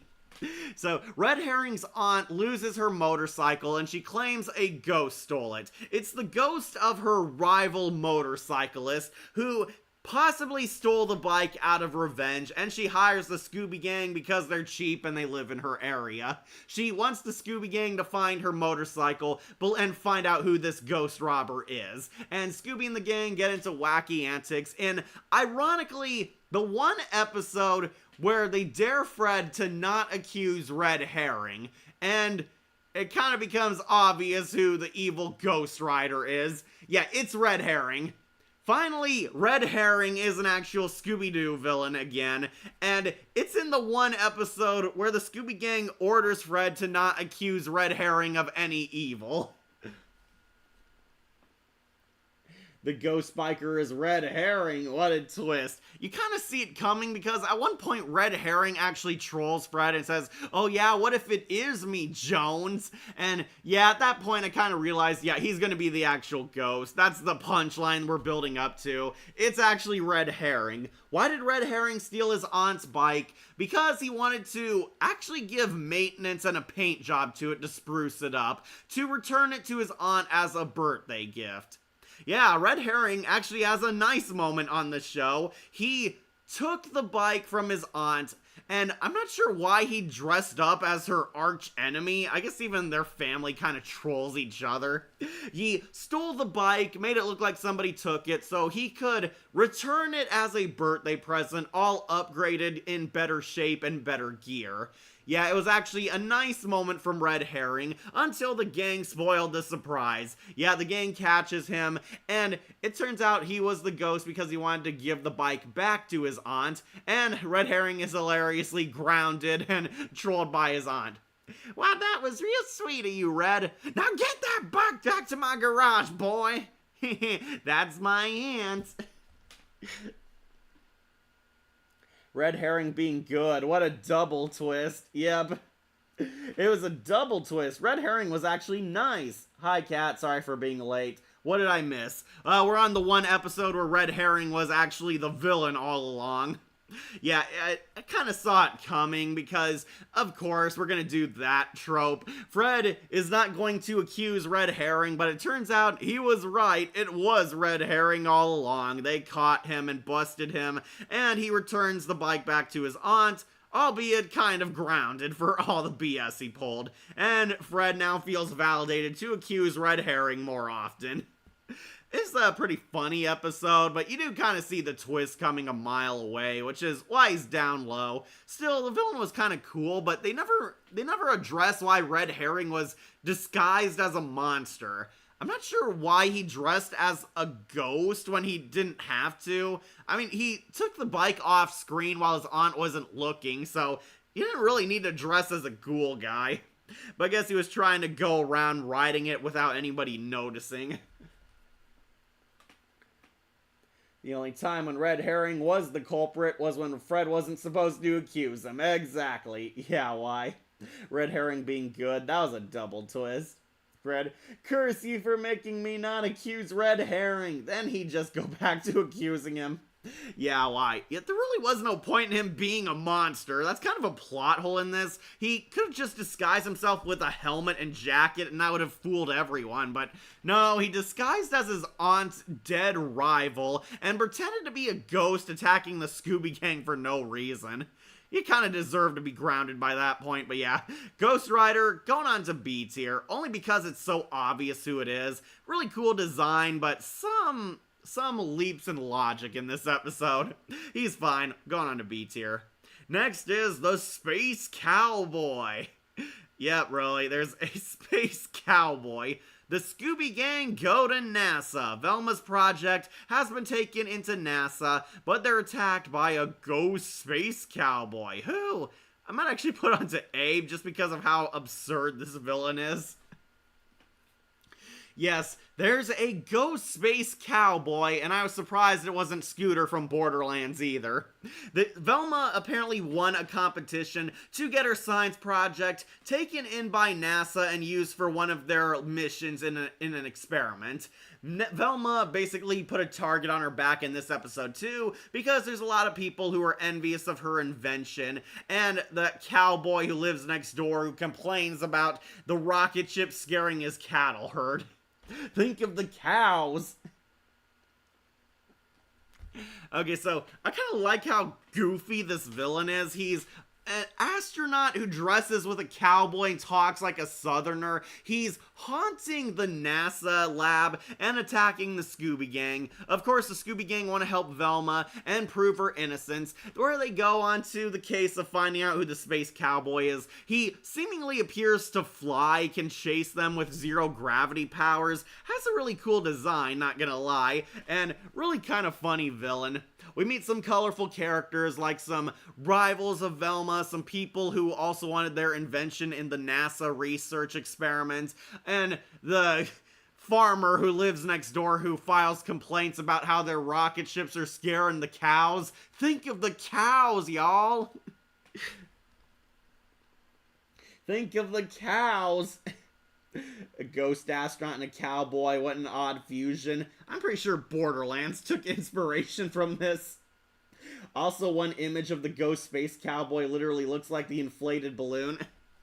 Alright, so who was the space cowboy? It was actually this nerdy scientist who looks kind of like Dilbert. He was envious that Velma's invention got chosen over his. He had high-tech gravity boots invented, and apparently the NASA scientist chose Velma's invention to go into space over his. So he was basically jealous of a little kid and tried to sabotage the experiment so they would get rid of Velma's experiment and shut down this entire science experiment. Yeah, he was trying to get the mission shut down and trying to scare the Scooby Gang away. It turns out to be this guy who looks like Dilbert.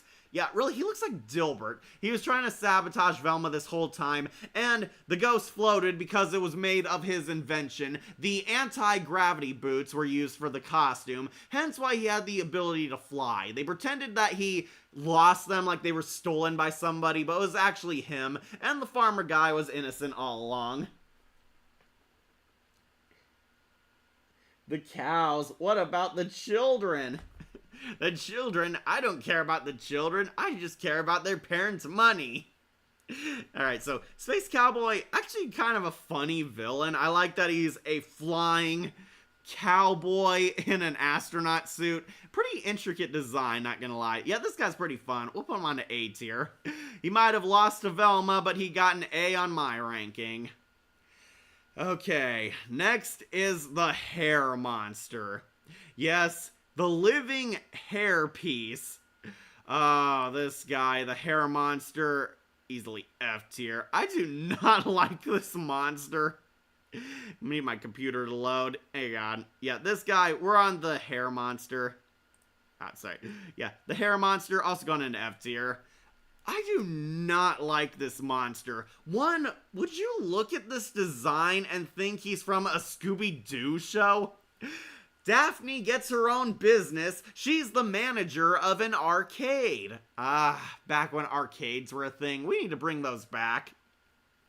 Yeah, Daphne runs her own arcade, and apparently this put a target on her back. There's several rival businessmen who don't like her. There's this inventor who's pissed that Daphne won't buy his crappy arcade games. There's her grouchy neighbor next door who's trying to run a business. There's the creepy janitor guy comes back who's good at inventing stuff. Daphne's parents want Daphne to run her own business and make her own money because her dad was successful and made his first billion at age 8. Yeah, really, age 8. But then, her arcade is under attack by the living hairpiece.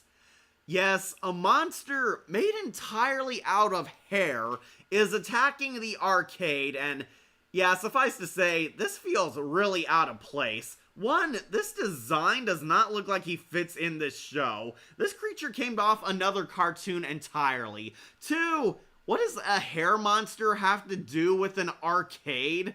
Like, literally nothing. And 3, this monster's pretty goofy. He is stupid, a funny comic relief monster. I wonder what angry video game nerd would think of his video game. Bigwig, that was his name. Okay, sorry, slipped my mind. The cows, what about the children? Yeah, I prefer the experiment clip from Lilo and Stitch series. Hair Monster probably in the top 20 worst Scooby-Doo villains and monsters of all time. Absolutely. 1, he does not look like he fits in this show. 2, his MO does not make any sense. He's Bigwig, a psychotic hair monster. I believe they try to hint that he came from an arcade game that went haywire in Daphne's place, and it's kind of obvious they're trying to just discredit Daphne. It is kind of painfully obvious who it is in this one, too. So, who is Bigwig? It's actually one of the neighboring businessmen next door. This weird, cranky chef, I think his, literally name is Krusty Baker. Yeah, Krusty Baker, he runs the restaurant next door and was trying to sabotage Daphne's business because her arcade attracted children who would annoy and scare off customers into coming to his restaurant. And hilariously, Krusty Baker is a god-awful cook. Yeah, his business was awful from the start. He didn't know that you had to make pretzel sticks with actual bread and dough. He's been taking sticks from the park and sidewalk and serving them to people. He also didn't know how to make spaghetti, feeding them literally plates full of uncooked spaghetti because he's a terrible chef. It is said he comes from a video game, so that's why he's in a video game arcade. That's about it. A hair monster still feels very out of place. Would it have made sense if the monster was a video game character that came out of an arcade machine and not the hair monster? Well, the hair monster Bigwig did spawn from an arcade game, but would have been cooler if they fought like an actual video game monster, like an evil Boo from Mario or Bowser or something. You know, something a little more creative other than a giant hairball. Yeah, the design for this guy also really lazy. They try to make him look like Gossamer from Looney Tunes, but blonde, and he just looks so doofy. And even doofier is who it is. Krusty Baker is a god-awful chef. He doesn't know how to cook, and really, he was the worst part of his own restaurant, not the fact that there was a children's arcade next door. He was trying to sabotage Daphne's business to get customers to come back to him, even though it's very clear he sucked at his own job. Yeah, they beat the hair monster, they catch him, and the creepy janitor actually takes over his business and is a much better chef because he has AI actually cook the food right. Yeah, Bigwig, F tier. Easily the worst monster of the entire show. I am not a big fan of him. He is a total failure of a monster. Why would he not want customers? Doesn't he want money? He was trying to sabotage Daphne's customers. He was afraid people wouldn't take his restaurant seriously if there were children all around. What would be better, a hair monster or a poop monster? Poop monster because it's just so toxic. Or move somewhere else far away from the arcade. Well, it's clear his business is not making money either because he can't cook. Yeah, this guy, total failure. Speaking of next is the Cow Wrestler. This is another goofy-ass monster, but the Cow Monster, kind of a hilarious concept. They try to do Chickenstein all over again, but him, I'm going to be putting on to B. Yep, we got a wrestler cow. The Scooby Gang go to the WWE. Yeah, before they did it in the movies with John Cena. And what's new, Scooby-Doo? Yeah, this is the first wrestling Scooby-Doo monster. A wrestling cow. And yeah, it is kind of weird how this is clearly a female cow, but is actually a guy's design. Yeah, a male cow is a bull, guys, but let's give him the female cow design because it looks funny. Hey, Akira, glad you're back. Well, this is fun, Cat, but about time for me to sleep, so see you in the next tier list. Great job on the tier list. Take care, my friend. Bye, Christopher. Only got a few lamer monsters left. Okay, so the monster cow, not one of my favorite villains. I thought he was kind of weird and out there even back then as a kitten. The WWE is haunted by a ghost cow who's scaring off the wrestlers. Why? Well, it turns out to be one of the amateur wrestlers who wanted to take over the WWE. He was scaring everyone away and trying to tarnish its reputation so he could steal the business from under him, and the cow ghost would mysteriously disappear once he purchased the WWE, the wrestling ring.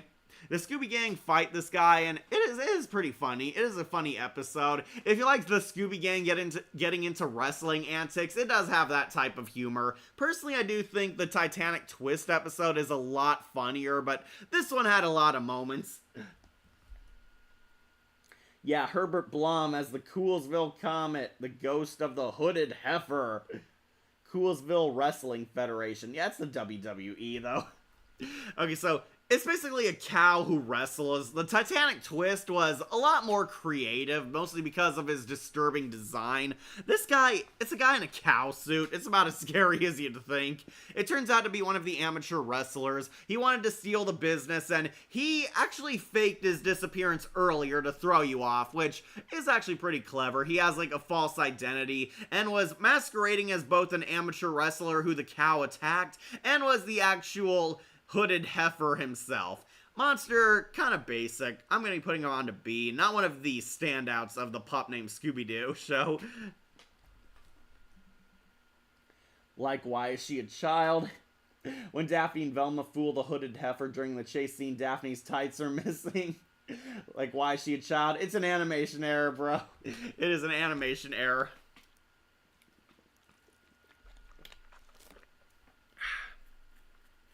Okay, final few villains. Let's go. First, I'm gonna knock out this villain from the theme song. Yeah, once again, I found a tier list that has theme song villains. The one from Scooby-Doo's Bowl going on to D.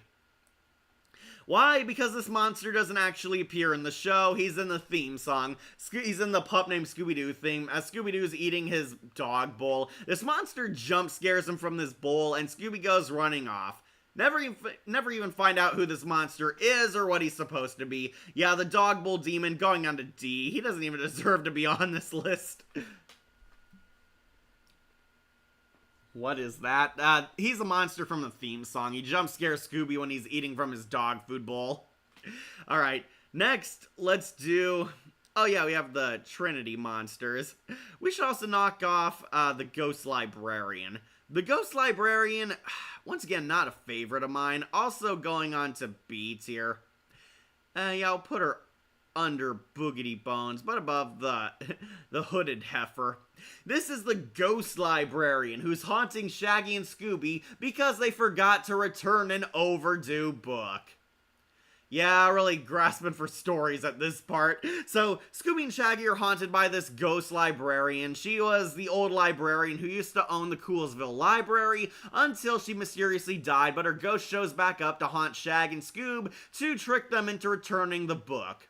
Who is the monster? It's another painfully obvious suspect. It's the current day librarian who is trying to con Scoob and Shag into returning the book because that book is actually worth a fortune. Shag and Scoob actually found a collector's rare edition of the book, and she disguised herself as their old librarian to scare them into returning it back to the library so she could sell it at outrageously high prices. Yeah, another money scheme. The Ghost Librarian from Ghostbusters is way scarier than this Ghost Librarian. Yeah, exactly. They kind of made her look like a disheveled old lady. She can fly and she has no legs, but not a very good design. It's basically just a creepy old librarian character. Very basic, going on to B tier. And the twist villain was very obvious. She wanted to steal the rare book that Shaggy and Scoob had and didn't return. Definitely a basic monster.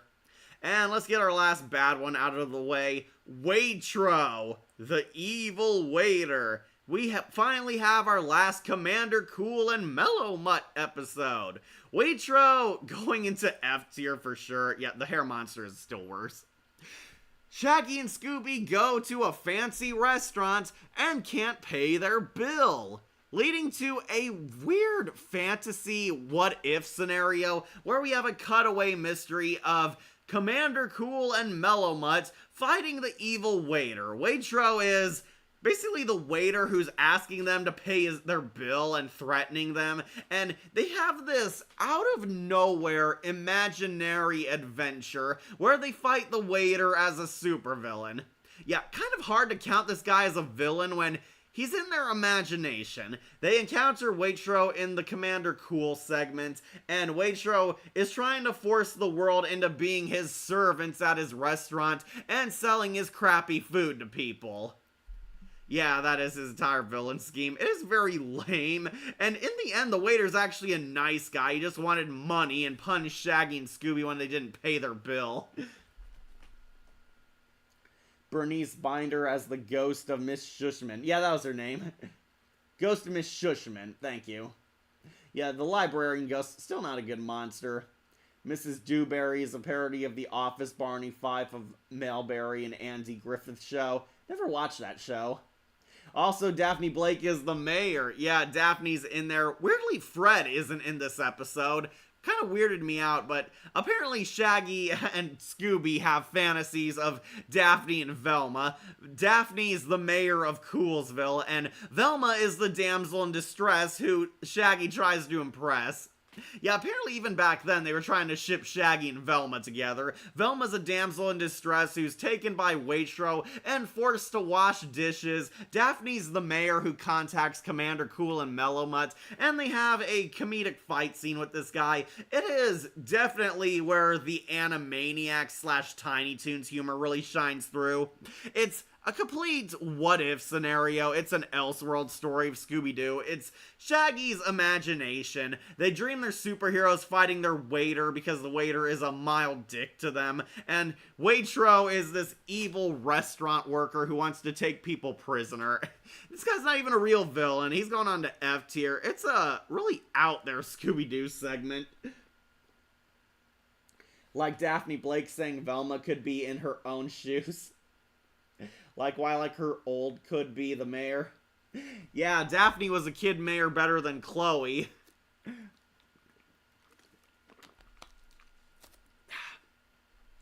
Okay, so that does it for our F tier monsters. Waitro, easily bad, but the hair monster, Bigwig, far worse.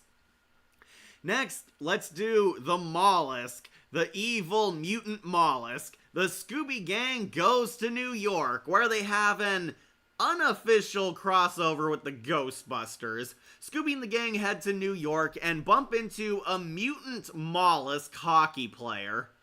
Yeah, I'm very certain this is partially inspired by the Teenage Mutant Ninja Turtles. The mollusk might go onto B tier also.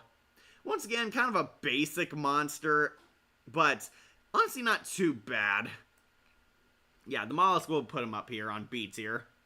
Okay, so the Scooby Gang basically meet the Ghostbusters. They're the creature catchers. They catch mysterious monsters and supernatural villains in New York City. Yeah, they're the Ghostbusters. They even wear the proton packs and brown jumpsuits. They meet the creature busters, and basically there's this unstoppable creature who is going around terrorizing New York, and nobody seems to be able to stop him.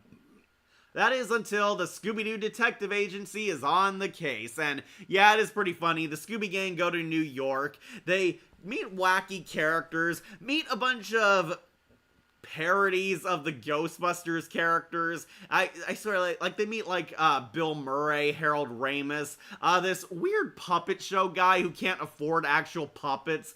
Basically, the Ghostbusters have broken up because their business is not doing well, and one of the Busters actually formed his own business, and he's a lot more successful to the point of merchandising himself, and the mollusk is actually the successful Ghostbuster. Yeah, Lester Leonard is the moving mollusk. Who's the evil clown? Oh, that's Zombo from the Scooby Gang Goes to the Amusement Park episode. Yeah, that's Zombo, the ghost clown. Waitro looks like Wario's uncle. Yeah, he does. This would be Don Messick's final Scooby-Doo series. We're voicing Scooby-Doo. I did bring that up. He would voice Scooby-Doo in the TV special Arabian Nights for the final time. That was his last role as Scooby. A pup named Scooby-Doo is his last Scooby-Doo TV show. Yeah, I didn't think he retired. He was still on Tiny Toons. I do remember the Night Ghoulery came out in like 1998 at least. But he actually died in 97, and Zombie Island was dedicated to him. Yeah, if you're curious about kid, that's Zombo, the ghost clown he was attacking in the amusement park. Okay, so the moving mollusk, honestly not one of my favorite monsters, mostly because of the design. He's a giant mutant snail hockey player.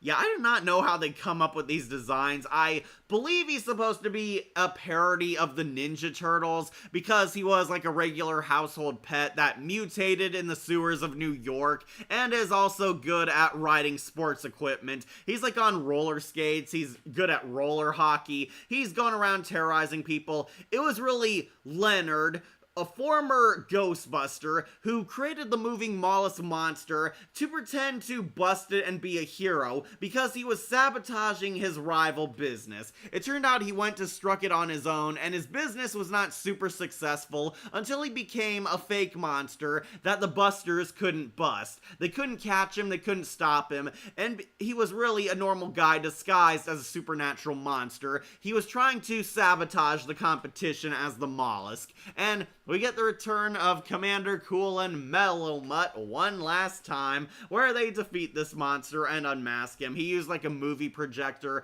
to cast the monster when he needed to be in the same room as him. Good thing it's not a coin snail.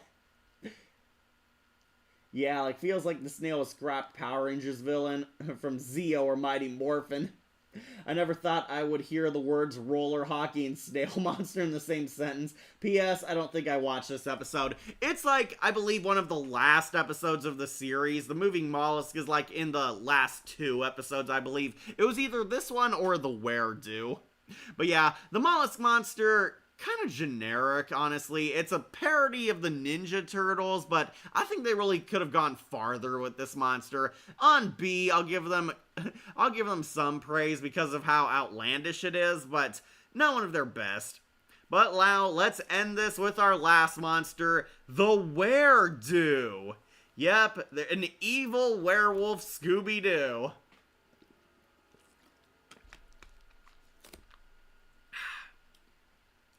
Alright, ending things on a positive note, the Were-Do will go up on A tier. And finally, booting Al Cabone aside. Yep, this is the Were-Do, an evil Scooby-Doo werewolf.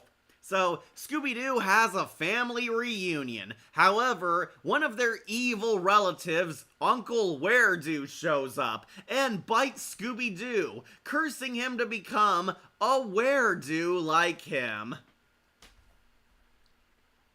Who are the two goop monsters? Oh, you're talking about these ones down here? These are both red herring disguises.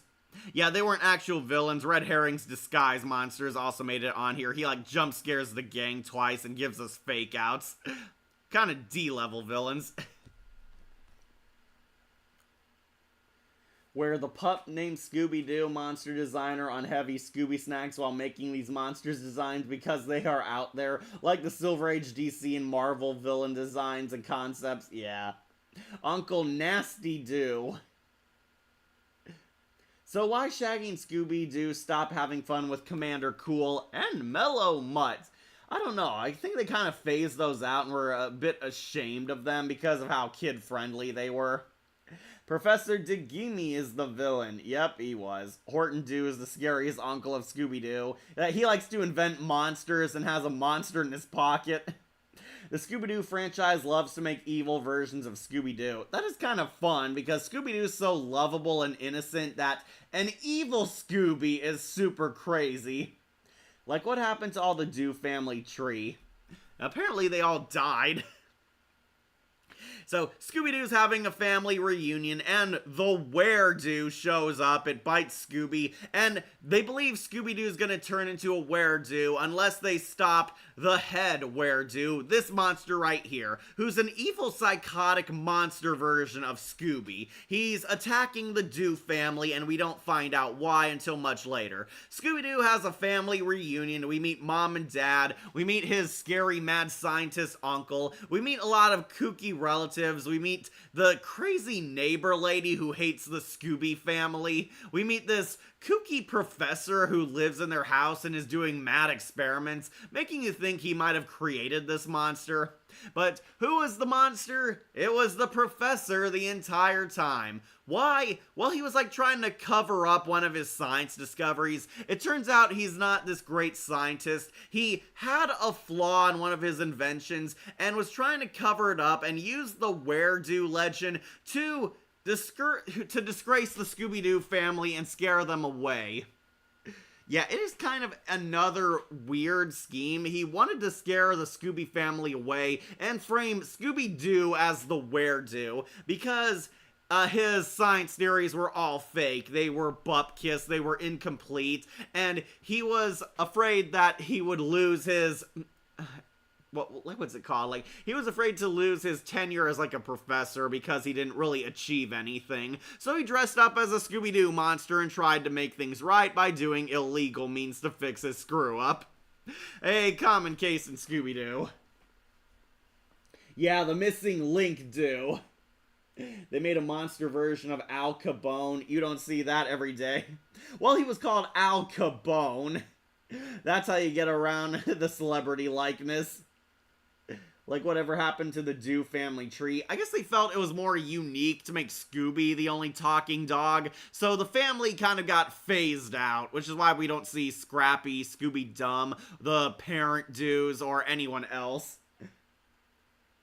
Missing Link Doo. Scooby is once again wearing boxer shorts. Yeah, he wears them under his fur, like all animals do.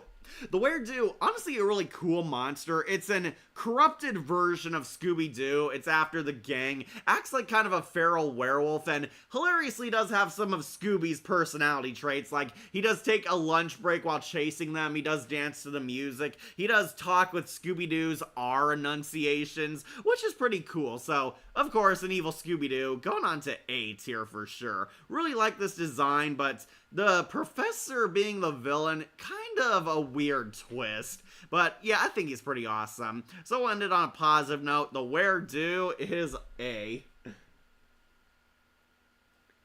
Alright, so as you can see, that pretty much completes our tier list. Yeah, we talked about them all. Scooby-Doo, pup named Scooby-Doo. Not a very long show, so got really to the point on this one. And as you can see, got a lot of pretty good monsters. A lot in basic, but we did have a lot more good and S tier ones than bad, because A Pup Named Scooby-Doo was that great a show. So I'll go over them one last time for any of you late birds, or those of you who click all the way to the end to see my ranking in full. As you can see, got a pretty good one. I was able to squeeze them all in, but we'll go over them one more time. If I had a nickel for how many parodies of Al Capone were owned by Warner Brothers, I'd have 2 nickels, which isn't a lot, but it's weird that it happened twice. And it's done. Yep, it's done. Go over it one last time for you guys.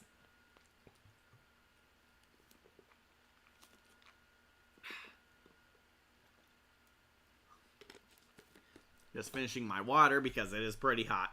Okay, F tier, Big Wig, easily the worst monster in the series. This thing sucks. It's a giant hair monster that broke out of a video game, and honestly, he doesn't even look like he belongs on this show. The design is really out there, and the monster is super non-threatening, and it ended up being one of the dumbest suspects in the entire franchise. Easily F tier.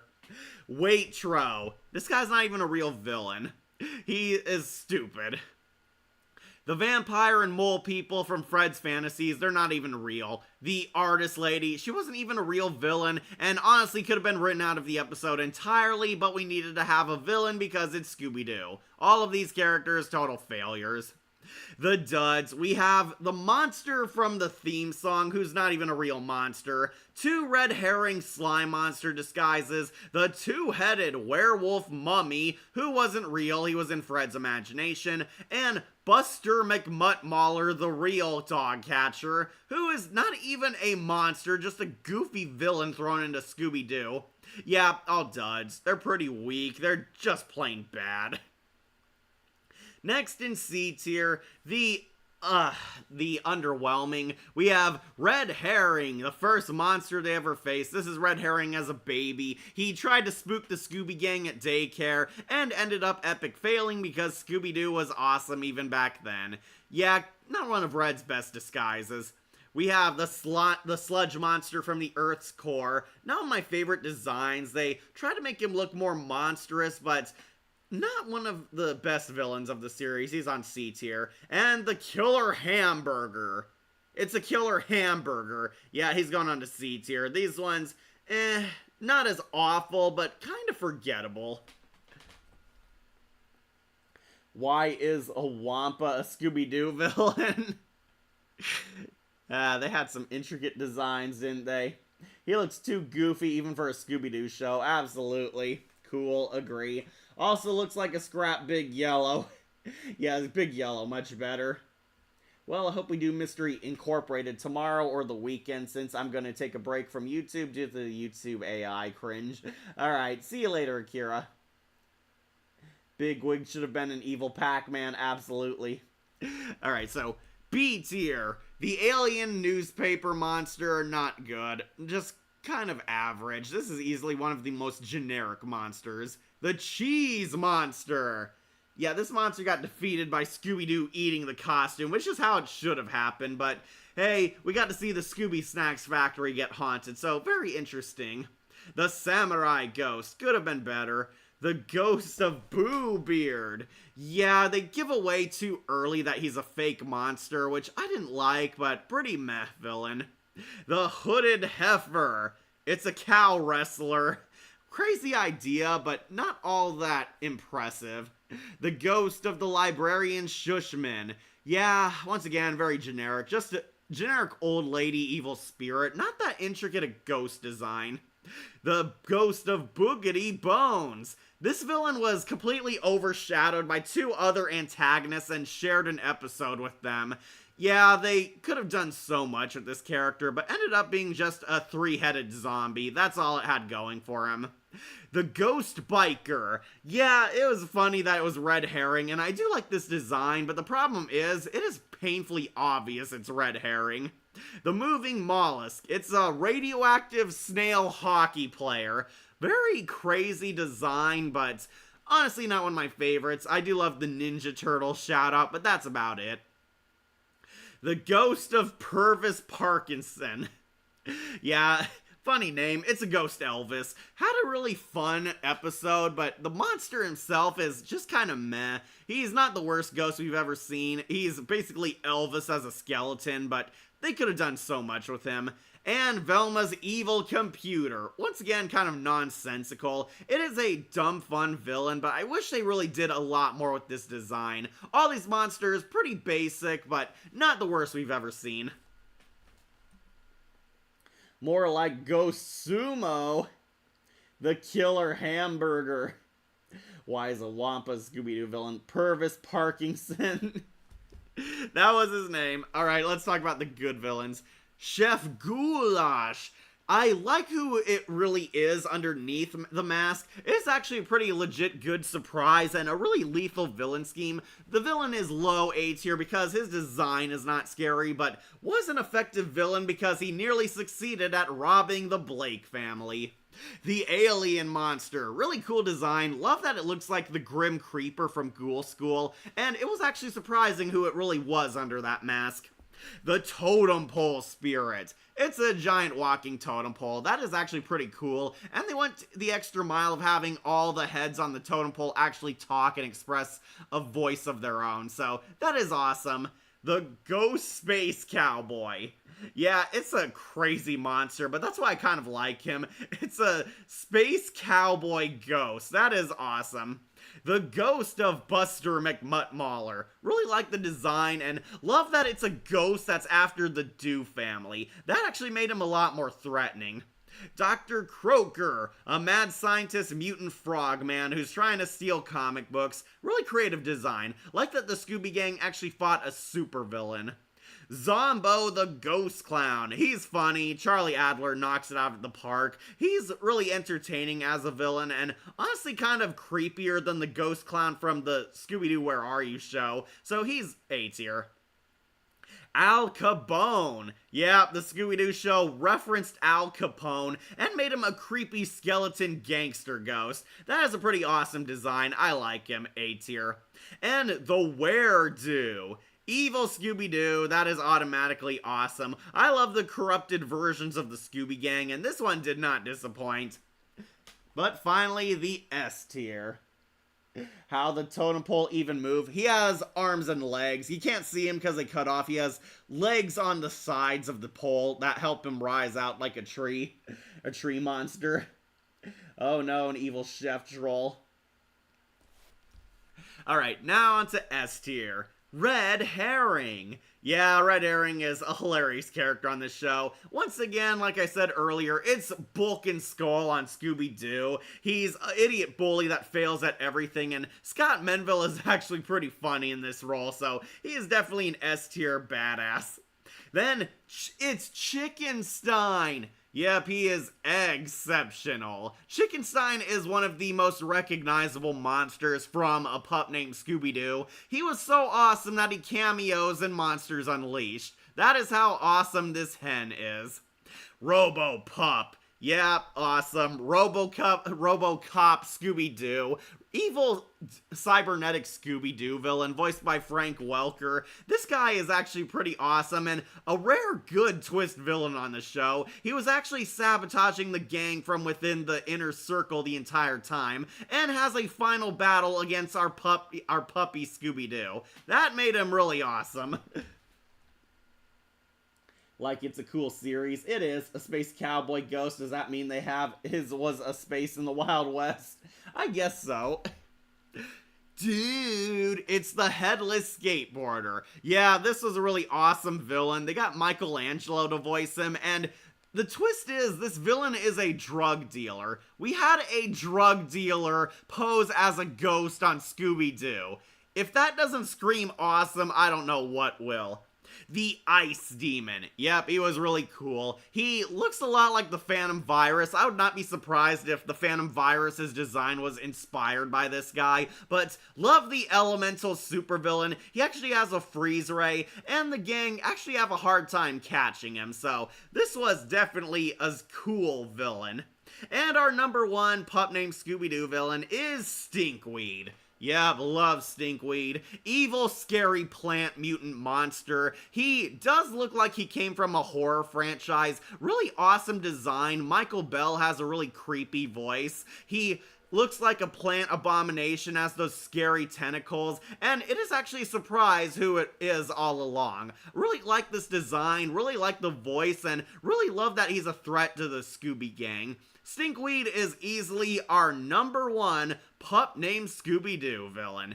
So got that. Stinkweed is number one, and Bigwig is ironically dead last. Bigwig the worst, Stinkweed S tier, as his name starts with an S. Scooby-Doo, a pup named Scooby-Doo, Scooby-Doo, Scooby-Doo, where are you? Is that a Frankenstein penguin? No, that's Chickenstein.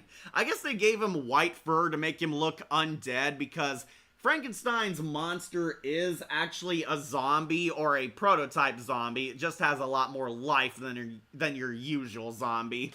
Yeah, that's Chickenstein. He actually did appear in Monsters Unleashed, which is really funny and proves that he is one of the standout classics of this show.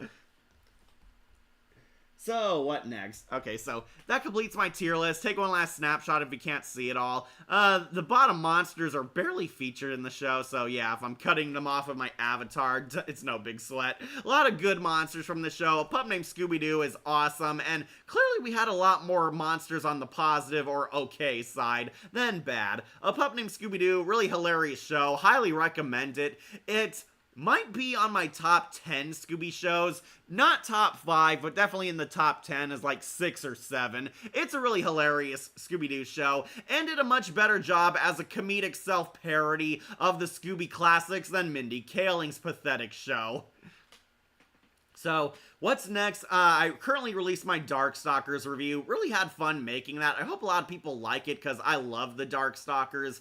I do have a Tales from the Dark Side episode on Patreon. My brother Wolf actually released his anime project. He finally finished it. He did Healer Girl or whatever, some anime. It's on Patreon right now. What's next? I'm working on like a top 10. I collected my 10 episodes. Just need to basically form out the video now. I have to come up with a script and write it out, but I do want to do a top 10 next. Streaming-wise, might do a tier list on Mystery Incorporated. That's our most obvious next show. Mystery Incorporated, really awesome Scooby-Doo show too, and people have also been requesting us talk about it, so ranking villains on that might be the most likely tier list, or all the 6 Rangers, since I still have to finish the last Power Ranger stuff. But yeah. Bye, everyone. Bye, V-Scorpio. Is that an evil jack-o'-lantern or a headless horseman? The jack-o'-lantern is the headless skateboarder. He's a skateboarder with a pumpkin head because he lost his real head. What Mindy Kaling show? The one that doesn't exist? Yeah, that one.